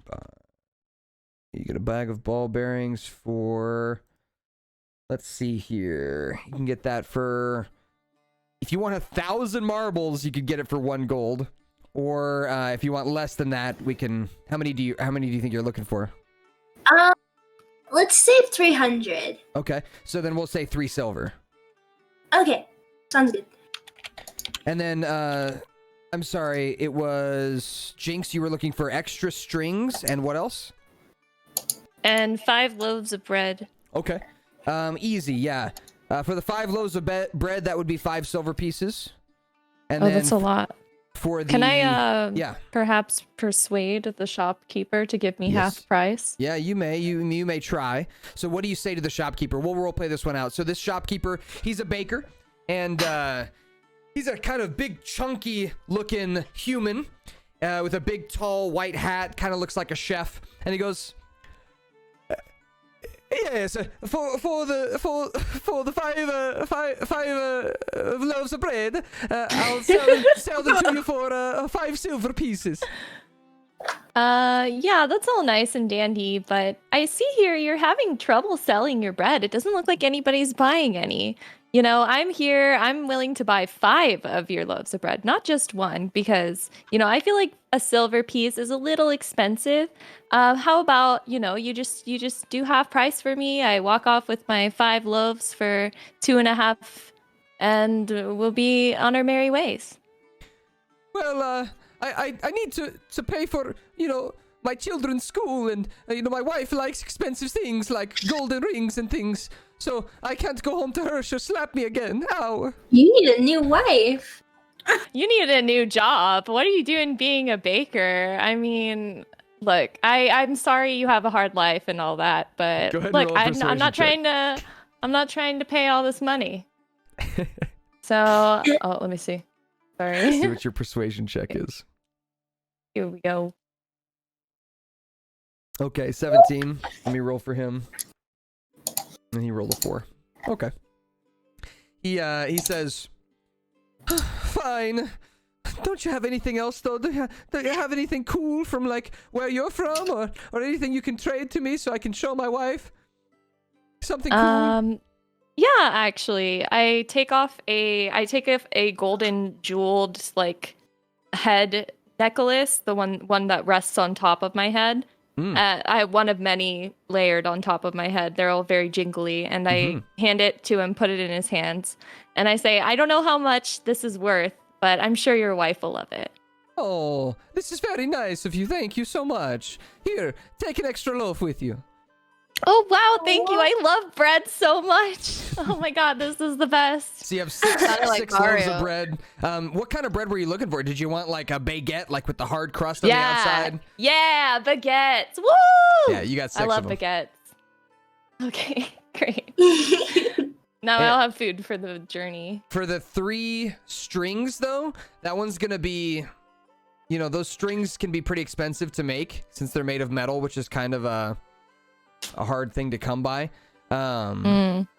Just in terms of, you know, creating them is a lot of work. But you do find someone who's selling instruments, and he says, "Yes, I'll restring your instrument for you. But that, let me take a look. You need 3 strings, yes?" I mean, I need 2. I would like to get 3, but if it's too expensive, I should probably just buy 2. Because this third one here, it's like on its last legs, you know? I can restring this for you for single gold piece. I'll even polish it for you. Deal. I like it. Let's go. All right. He restrings your it's a lyre, right? Or yeah. Yeah. So he restrings that for you, and he polishes it for you so it shines in the sunlight. Beautiful. I would never skimp out on money for my beautiful instruments. I really should spend the full amount for those. What does your lyre look like? Do you have an image in your head of what it would look like, or no? It's okay if you don't. Yeah. It's like a dark brown, like chestnut wood with golden leaf accents all around. Very beautiful, very expensive. Yes. Nice. Very nice. I love it.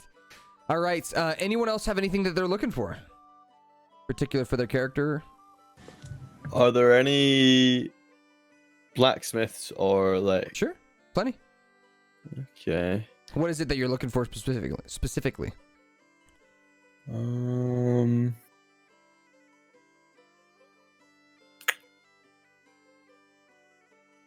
Truly up to your imagination, guys. Whatever you might be wanting. Anything. As long as it's not like, you know, a television, you know, think medieval times. I want to try and buy a scythe the same way that like a Grim Reaper would have. Okay. But like, sure. but like Fergus sized, so like a 4-foot So scythe. more like you know? a sickle, maybe. Well, I still you want want- it to be like a you want to be as two-handed, tall as you? Yeah. Okay.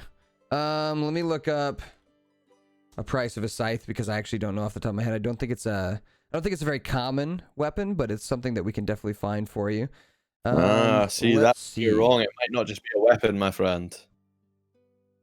There are this would plenty be- vines that need chopping. Should be a two-handed weapon. So with this, you wouldn't be able to use your daggers like dual wield. You wouldn't be able to hold a dagger and a scythe. You'd have to choose to hold just the scythe or just the daggers, just so you know. So a scythe's going to deal 2d4 slashing damage, which is 1d4 more than a dagger, but you're also not going to be able to dual wield it. So you're not going to be able to like hit twice, where with a dagger you'd be able to stab twice. With this, you're only going to be able to have one shot to attack, like one chance. So it's a trade-off. I want to make sure you know that trade-off if you're interested in it. Still interested? How much did you say it cost? It's going to be 2 gold pieces.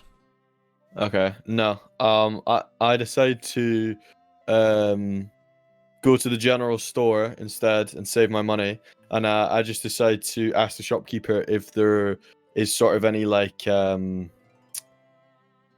camping multi-packs or whatever where I can just kind of buy like a couple days supply. Sure. Yeah, the shopkeeper is willing to probably just willing to sell that to you, honestly. Yeah. What exactly are you looking for? Like how much? Just enough for like 3 or 4 days. Yeah. We'll say we'll say a couple silver pieces. Okay. I'm not even gonna bother bartering with the shopkeeper. I just slide over the 2 silver. Sounds good. Mark it off your sheet. Mm-hmm. All right. Anyone else need anything? Yep. Can I get some wax for my beard? Absolutely, yeah. Beard wax, something that is kind of an uncommon item, but something that is kind of on the upswing at this time period, I'd say. So looking around for it, you do eventually find a place that is selling it, and I would say that they would sell beard wax for a jar that would last you like a month, would probably be like a gold piece, or you can get a smaller Can I get half that? Yeah, you can get a smaller jar that will last you 15 days or so for 5 silver. You got any chapstick or anything for my lips? I don't want my lips getting chapped out in the cold. He throws it in. He throws in a ball, some kind of balm. It's in a small little glass jar. Aye. Bessie. How much is that gonna run me? 5 silver? 6 silver? He says 6. I Six bet. silver, yeah. That makes sense as a shopkeeper. I would sell you half a jar for 6 or a full jar for 10, right? Because that's like the deal. Is like you get more for a deal type thing. So yeah, that makes sense to me. Obviously, that's not a real D&D item, so you're not going to find it in the... but you can add it in your extras. Yeah, I was subtracting my gold. All right. Leon, is there anything that your character was looking for in particular? For my spare time, I'd like a fishing pole. Absolutely, can get that for you. Absolutely. As well as just some rations and very typical stuff. I already have like rope and whatnot. Okay. So I'm good on that front. All right, a fishing pole is going to be 1 gold piece for like a nice fishing pole. Mm-hmm.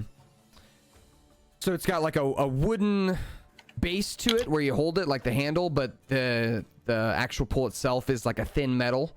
That'll cost you 1 gold piece for that if that's something that you're interested in. Perfect. It also comes with a couple corkwood bobbers, a couple steel hooks.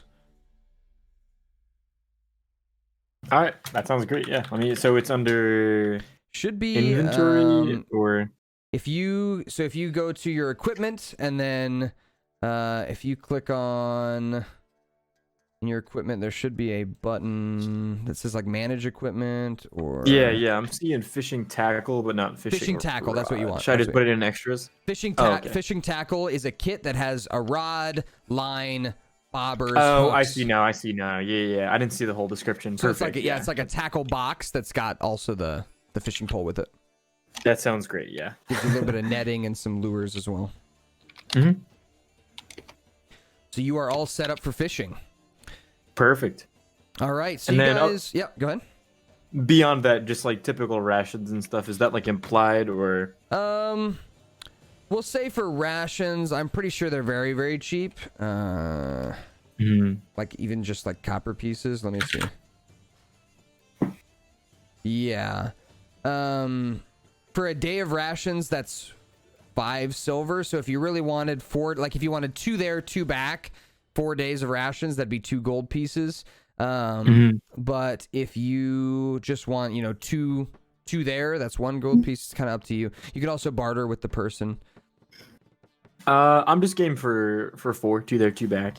Okay. So that's 2 gold pieces. Yep, 2 gold pieces. That's for enough rations for 4 days travel. So I'll add those. I will remove the money. Let's see. And you got it. Cool. All right, sweet. Thank you. Yeah, you're very welcome. So as you guys are kind of getting ready to leave the city, you're going to your last little bits of shops and stuff. A familiar young face runs up to Tyria and says, I was looking for you everywhere. I never found your friend. You failed. I do. Hello, my servant. It seems you have failed me. I found him first. I'm sorry. I was looking everywhere for you. It's okay. Have a silver piece regardless. Buy yourself something nice. Thank you, Your Highness. Thank you. He remembers to call you that because you told him. Good boy. He puts his hand up for the silver piece, and as he's running away, you hear him go, Mom! I got a silver piece! Fog. He seems pretty excited. So he runs off around a corner. And as you guys are leaving the town of Thebes, the city of Thebes, you guys approach the southern gate. As you know, you've got to go southeast to get where you need to go. As you approach the southern gate, a few of the guards step aside for you and open up the gate so that you can leave. And this is the same southern gate that you came out of to go find Fergus. So they recognize you. One of them says, I'm glad you found your little lizard friend, as you're walking by. He doesn't say it to anyone in particular, so anyone can respond. He's not talking to anyone in particular. Thank you. He says, You're welcome. Aye. Have a good one. Yeah, be safe, and we'll see you when you come back next time. With that, if you ever do, I guess. And the other guard's like, dude, can you just talk to dwarves normally? Like, they're I know she's pretty, but come on. He kind of nudges the guard, and the guard's like, sorry, I'm just a little flustered. He's just looking at Egret. Egret, I think he has a crush on you. I got a lot of men who are interested in me back home. Oh my god, you're so everywhere. cute. Did you see all the men at the bar yesterday looking at me? No, they were looking I was at... surprised I didn't go home with someone. They were looking at your beard and figuring out what kind of beer wax you use. Oh, well, I got some right here if you want to try it. No, thank you. I don't have Moisturize that dry hair of yours. Oh my god. My hair is moisturized by the dew of the moon. Unlike yours looks like you have a lot of split ends. I could have a hairstylist recommended to you. I'm so kind and generous. My goodness. Dwarven hair is very coarse. It's very strong. Probably as strong as your And the stench. carpet matches the drapes. Oh, Lord God. I'm sure it does. So, as you guys head out from the city, you hear the noise of the city kind of fade into the background. The gate closes behind you. It's kind of a large metal gate. And the guards, you You hear them kind of discussing as you leave, just talking about their day, as the voices again, they trail off into the background, and the sounds of nature. Vape check.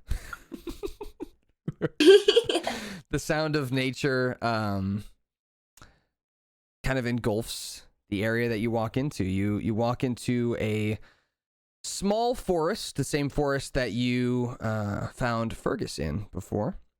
And as you're traveling through this forest, you hear the sounds of birds chirping. You follow along the trail pretty closely, which you know leads towards the mountains. And through the mountains, you'll kind of travel through a large pass. Some of you traveled this pass to get here. Some of you did not. We can kind of talk about that when we get up to it. But right now, you know that you're going to need to travel through this forest. And traveling through it, staying on the path is probably the best way for most of you guys. The other thing is, this forest is full of wildlife, and as far as you guys know, you've heard that there are rumors of bandits out here in the forest who will rob people for their goods, because a lot of people travel to Thebes through this forest, and they travel to Thebes to sell their wares, sell their goods, do trading, gambling, all kinds of other stuff. And so prime targets for bandits to attack and, try and shake down for money. Now, you're a big group of people, so you feel pretty safe as long as, you feel pretty safe as long as you can stay on the trail.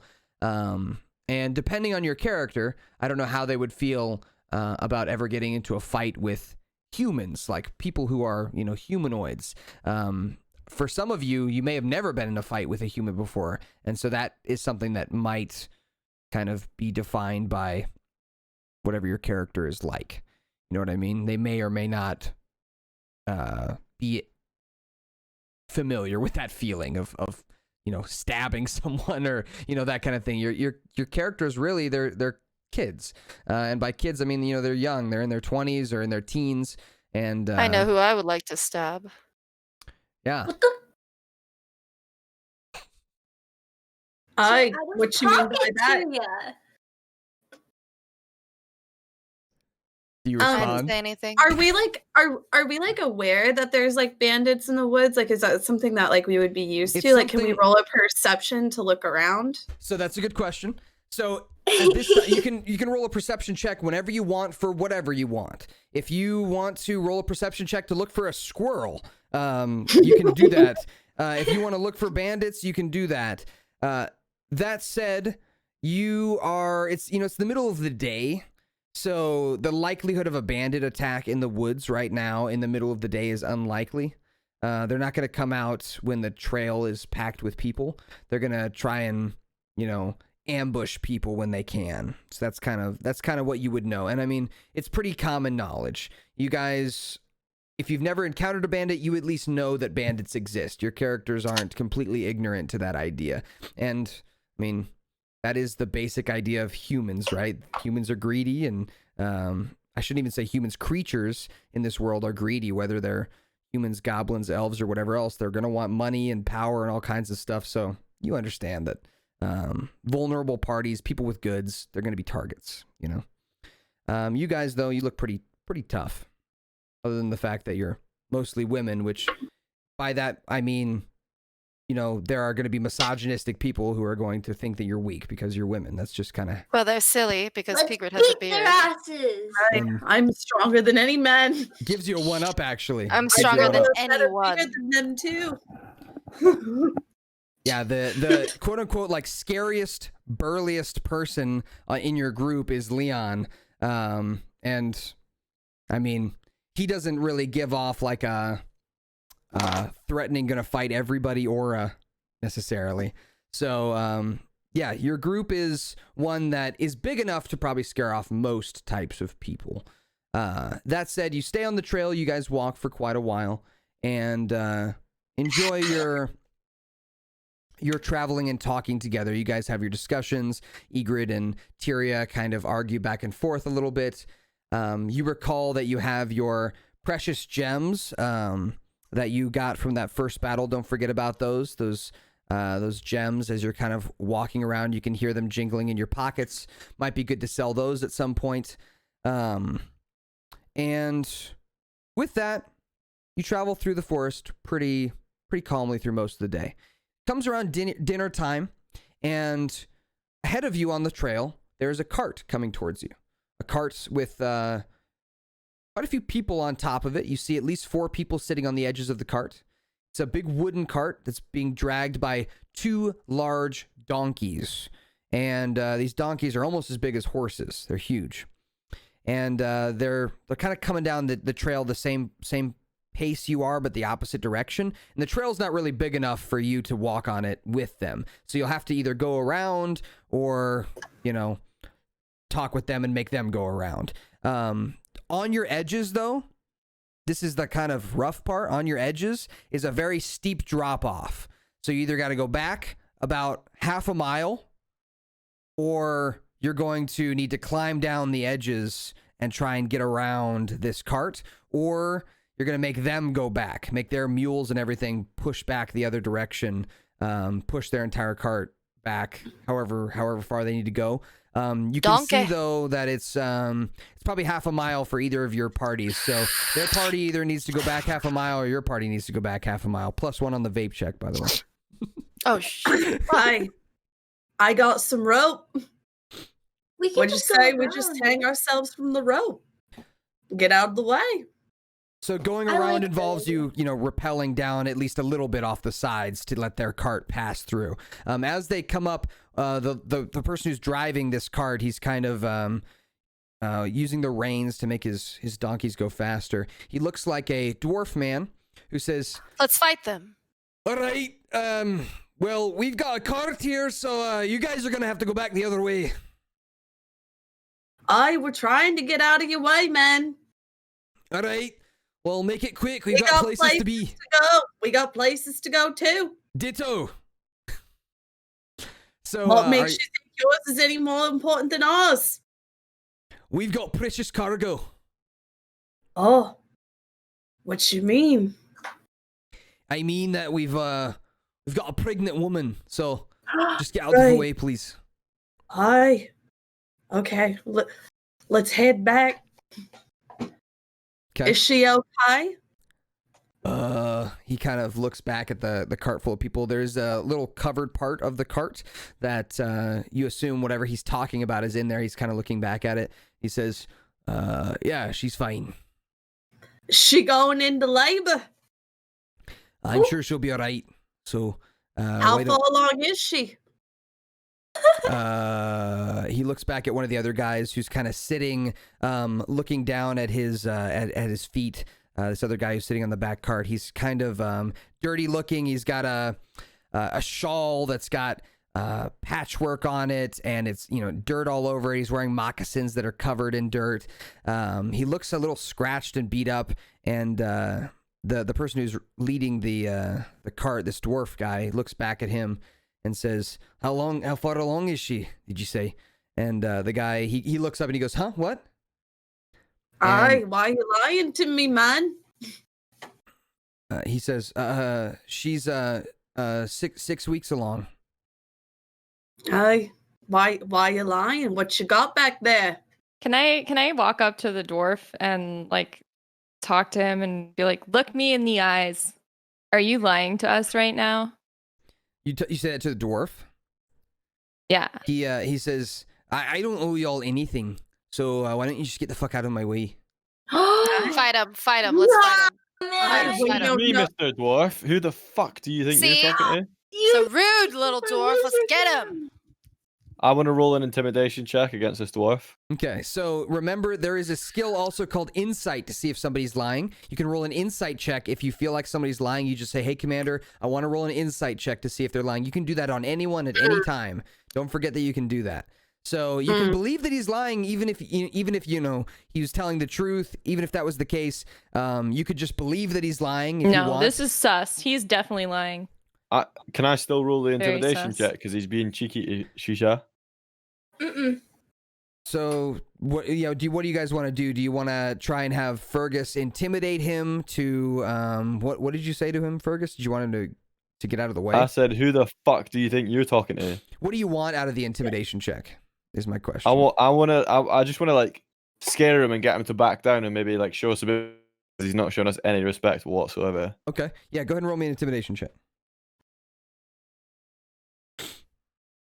Fucking hell.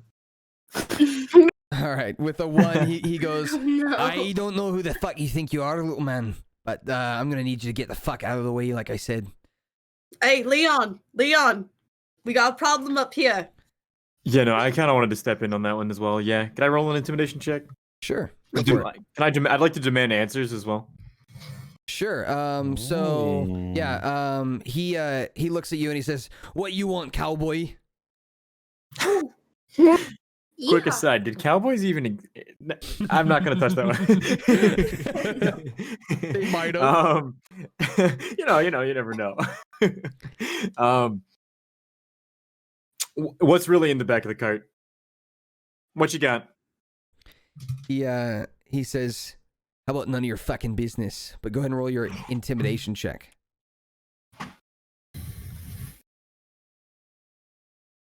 It'll be it should be alphabetical, I would think, hopefully. Oh, I see now. Look right past. All right, with a 15. Oh, there we go. Perfect. All right. The 15. All right. Ignore the second one twice. You're good.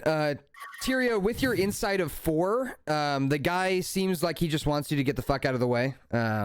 With your inside of 4, that's what you get out of that. You're not sure if he's telling the truth or lying. You're pretty unsure. Got it. Can I also roll insight? Yes, go for it. Absolutely.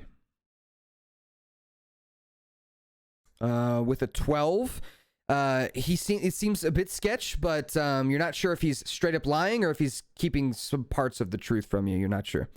Okay. The covered wagon part is big enough to fit a person in. It is closed up, and you can't really see around because you'd have to rappel down the side of the mountain to really get like the angle of the back side of this cart. All you can see is the front side, and that there is a covered wagon piece. You don't know what's in the back. You don't know if it's closed in the back or if you'll be able to see into the back when they go by. You're not sure at the moment. But he's definitely keeping something from you. There's something a little weird, something a little weird about what he's saying. He definitely seems more hostile than he should be. Colin, with your Leon, with your intimidation check, he says, "Listen, I don't want any trouble. All right, I just want to go through and make it to my next destination.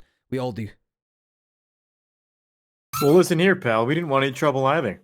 Then you started getting mouthy with the ladies, and now you're being awful rude to me. They all called me liars. I'm gonna be honest. You're not making a very compelling case as to why you're not lying right now, fella.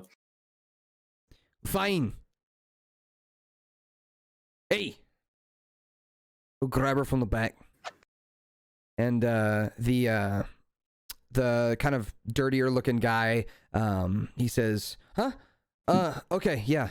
And he opens up the covered wagon piece. As he opens it up, you guys go ahead and roll me a perception check as he opens up the front side of this covered wagon. We'll let you see if you see anything as he opens that up, because it's real quick. He opens it up to go in back there. So we'll see what you guys roll with your perception checks. Everyone go ahead and roll me one. Oh, dear. 1, 2, 3, 4, 5. Who am I missing? Jinx?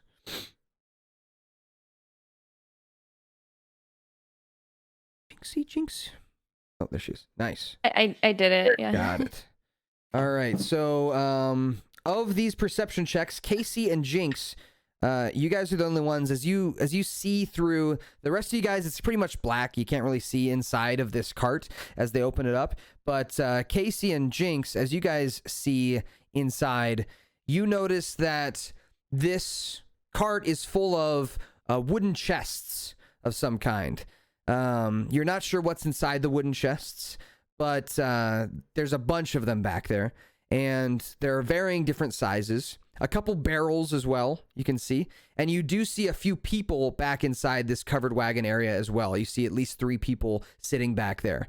And so the kind of, like I said, the kind of dirtier guy, he goes back there, comes out with a woman who is indeed pregnant. She looks pretty pregnant. She looks much more pregnant than 6 weeks, though. I mean, the person who said that, the kind of dirty guy who said 6 weeks, she's much more pregnant than 6 weeks. She's probably a few months at least. I guess he wasn't lying. So he was wrong about how pregnant she was, though. She pregnant. Right, so See, I told Why you. is he lying about that though? We're not lying. I told you. You got a pregnant woman right here. He lied about the pregnancy. That doesn't look Are- like 6 weeks to me. She looks like are- 6 months. Are the people in the back like? What are they looking like? Are they? They only got a Like, quick glimpse of them. scared? They only got a quick glimpse of them. So that was Jinx, that was Shisa and Egrid. You guys are the only ones that really saw them, and it was a quick glimpse. You're unsure what they look like back there. But this woman, in particular, this pregnant woman, she looks somewhat healthy, not too terribly beat up or anything. She definitely looks like she could use some extra food because she's eaten for two. But they look poor, and she looks tired. From what you can tell, that's all you can tell. She is a human woman. And Can we persuade them to see why they're lying to us about the pregnancy? They seem so. It seems like less of a lie and more like they just didn't know. From what you can tell, it seems like less of a lie, like, and more of just like they guessed, because they're the person who guessed probably seemed a little maybe isn't the smartest dude in the world. So you're unsure. There is something weird going on here, though, and you're kind of piecing together the pieces as you go. Something seems off. What's in the Is this Sure. like a slave trade? Like, are What- they actually willingly there in the cart?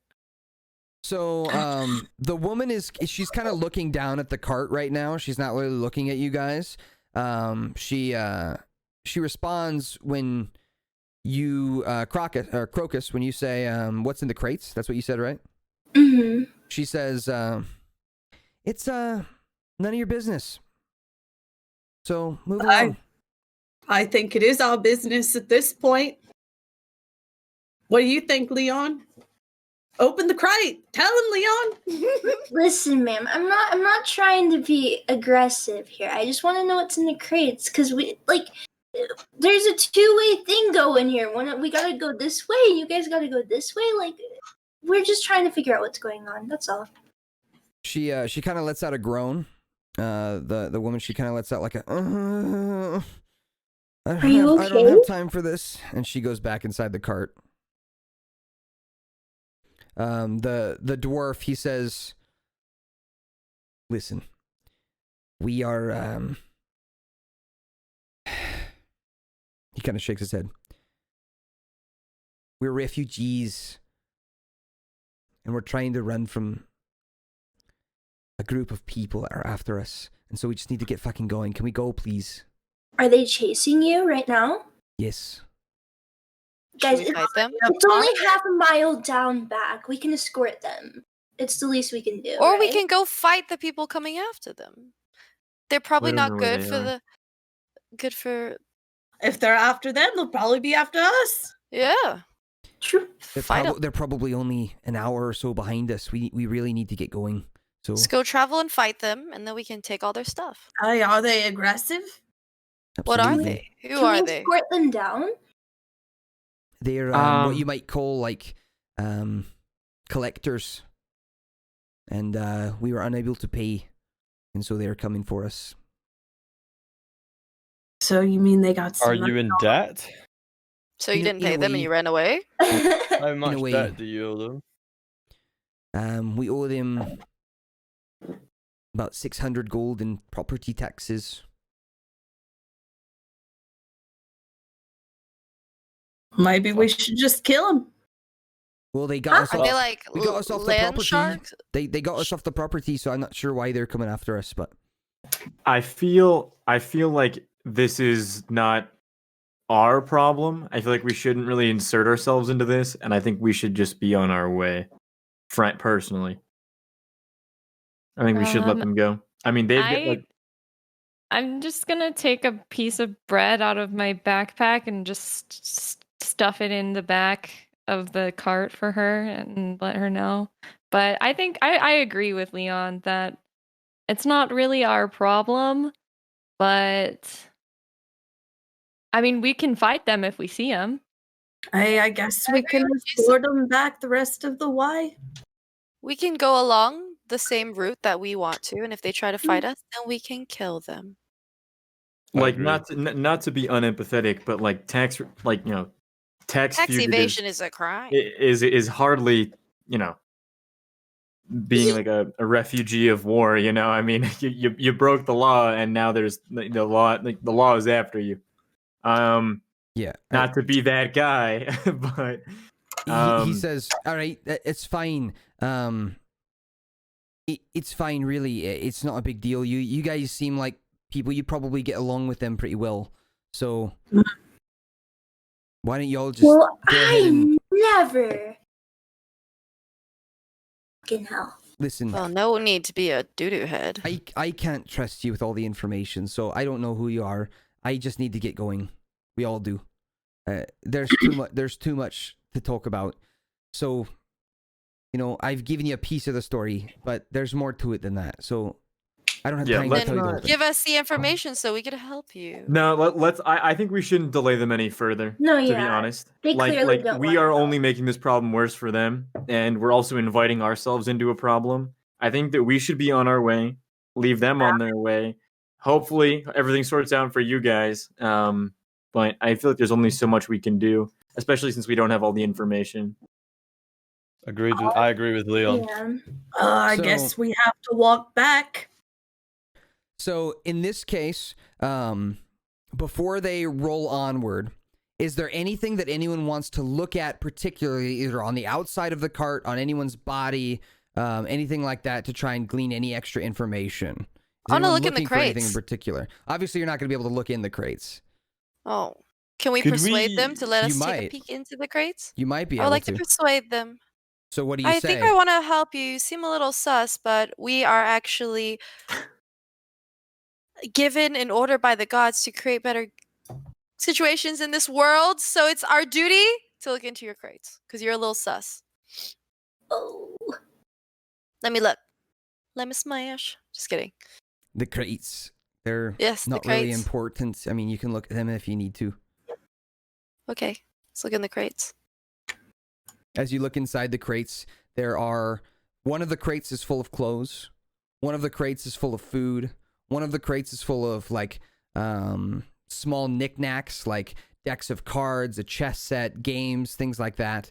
One of the crates is full of children's toys. And as you're back here in the back, you see that there is the pregnant woman back here, and the two other people are actually teenage boys that are kind of standing out of your way. One of them kind of like sighs as you make him get up from where he's sitting to look inside the chest, which is the chest full of clothes.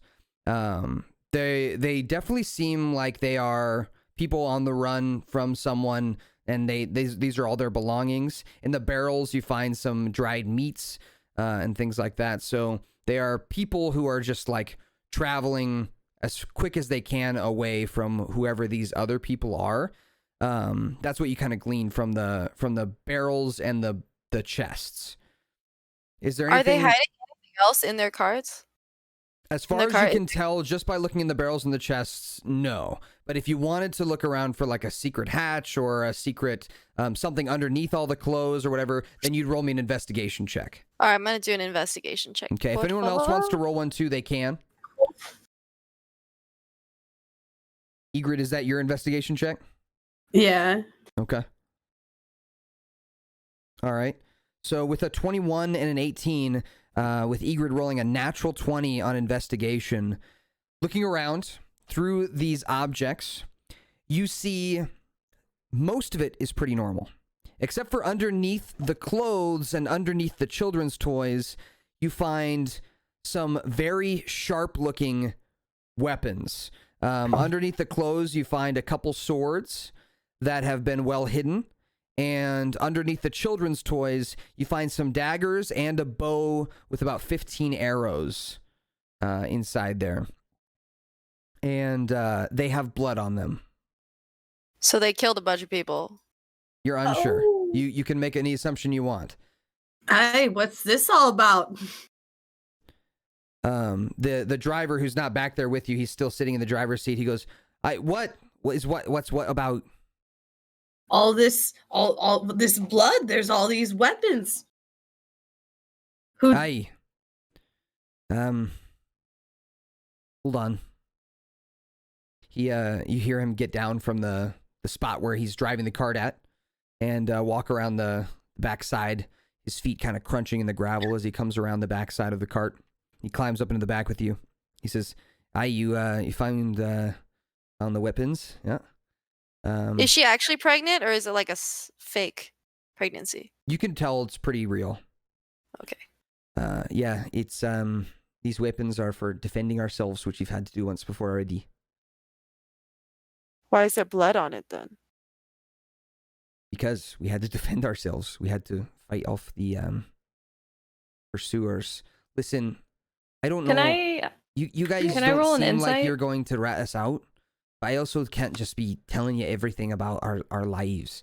I don't know who you are, and I was really hoping that we wouldn't come across anyone on this fucking passway. And he's talking about this passway where you guys all are, where it's, this is the only time where he would have needed to stop. And so he seems distraught. Like, I was really fucking hoping that we'd just be able to get out of the way of somebody on the trail, but it's one specific spot. What was your question, Shisa? Can I roll an insight to see if he's actually telling the truth about defending themselves? Mm-hmm. Right. With an sorry, 8, I did it twice. Or yeah, even with a 3, it seems like he's being pretty genuine with a 3. If anyone else wants to roll insight, they can. Anyone that's listening can roll insight. Yeah, guys, I think we should just leave them alone. I don't know why we're still bothering them, honestly. Yeah, I do think that we're making something that shouldn't be our problem, but Yeah. So with all those rolls, with Tyria, Crocus, you guys can tell that he's telling the truth, but again, there's something weird that he's leaving out. He's telling the truth. They used him to defend themselves, but he's leaving something out. With Egrid, you can tell he's got a hatred in his voice.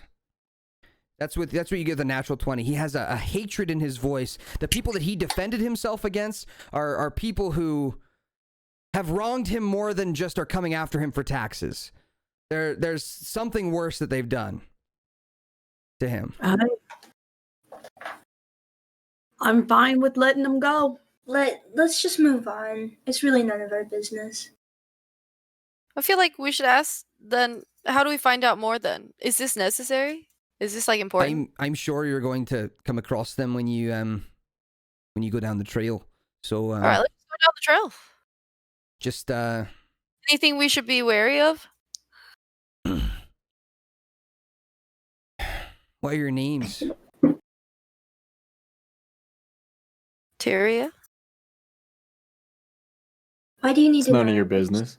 Oh. Are they looking for somebody in particular? He smiles and he goes, "Good, keep it that way, big one."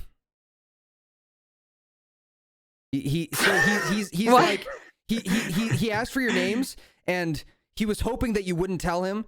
He's telling you, like, don't talk to them. He's telling you, like, don't trust them, don't listen to them. He's telling you keep your names and yourselves close to each other. Is kind of what he's warning you of, but he's not giving you all the information. He's just telling you to be careful. Give us more information. Tyria, enough. Oh, okay. Okay. Well, let's just keep going. Everyone wants to keep going.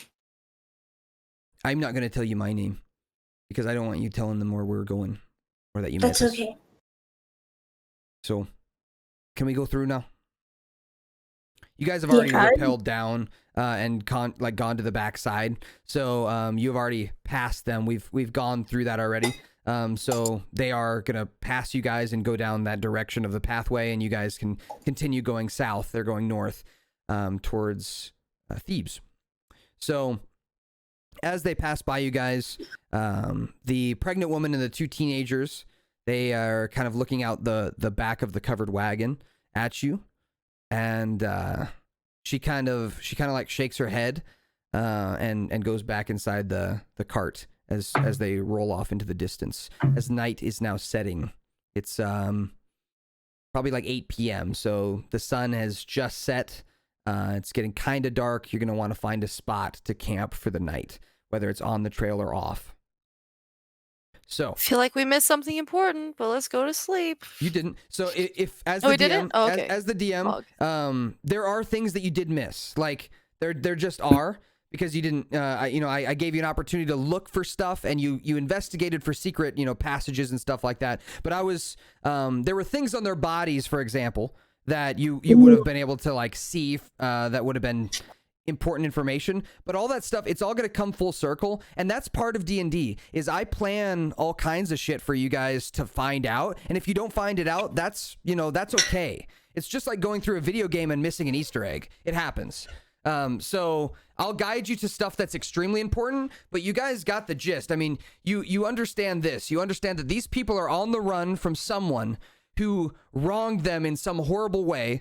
They look pretty beat up, and they are desperate to get away from whoever they are. And this is not like a tax collector type thing. Like what they said may have been true, but it's much more than just taxes. There's something else going on. And it's something that in real life, if you were a person that was dealing with this, you'd want to run away too. So imagine, tax evasion. It's kind of like, are you really going to, run away as a group and take all kinds of shit with you? And are you going to be as beat up and dirty as you are? And, are you going to look like that for tax evasion? No, there's something else. There's something else to it. And that's all you really needed to know. Now, if you would have looked at their bodies and kind of really like investigated how they looked, you would have probably pieced the whole puzzle together, but I'm sure you will eventually anyway. So it's just like a video game. You miss certain parts, but it all gets picked up again, later. And so, yeah, it's kind of how D&D works. And so just so you know, for the future, if you want to look at anything in particular or try anything or ask them any questions, you can always do that. I'm never going to stop you. That's the best part about being a DM, is I'll play with whatever you want to do. Anything you want to do. You could say, I punched the dwarven dude in the face. I'd be like, okay, roll your attack. I don't care. It's what you think your character would do in that situation. So with that said, sun is setting. You guys are setting up camp for the day, for the night. Do you want to set it up on the road, kind of near this drop off? Do you want to set it up in the woods, kind of off the road, off the beaten path? Or do you want to go real deep into the woods to try and make your camp? Those are kind of your options right now. You could just do it right in the middle of the trail, kind of slightly off the trail, or really far trail. I vote for the middle one. I'll do middle. So kind of slightly. You're agreeing with me? Is it because we slept next to each other? Sorry. Oh, Don't get ahead of yourself.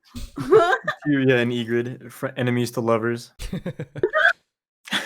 So are your characters, do you think, all in agreement of slightly off the trail, or do other people want to be further off the trail to be out of sight, or closer on the trail to be safer? Kind of up to you. I think slightly off the trail as well. Yeah, I'm in It's a agreement good in with that too. between. It's good in between. Yeah. All right, so you guys set up a campfire. You gather just some of the sticks and branches and wood from the campfire, for the campfire, and light it with a little bit of tindering. And you guys have bedrolls that you can lay out and sleep on, or you can just sleep in the dirt on the grass if you want. All those options are there. As the fire's crackling, you guys are enjoying whatever rations or food you brought. Shisa, you're nibbling on your bread a little bit. And you guys, Tyria, you bought some cooking supplies. You have a little bit of metal scaffolding that they gave you as well, that you can hang a pot over the fire if you want. So you can make, any type of food that you would want inside that pot. You've got water on you, enough water to make a soup or something if you want. I'll make a stew for everyone.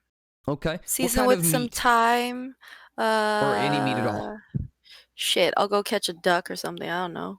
So, unlikely for duck, your options are try and find a deer, try and find a squirrel, raccoon. If you really want to try it out, you could try and find a bear. Deer. Deer? Okay. Yeah. Do you have a bow and arrow? I can't remember if your character has a bow and arrow. No, I have magic and a dagger. Yeah, you could probably fire a spell. Just go ahead and roll me a perception check. Alrighty, yes, sir. We've only got this and just one extra thing to do before we end the session. I promise we'll be done on time. Everybody. Then I gotta make real dinner.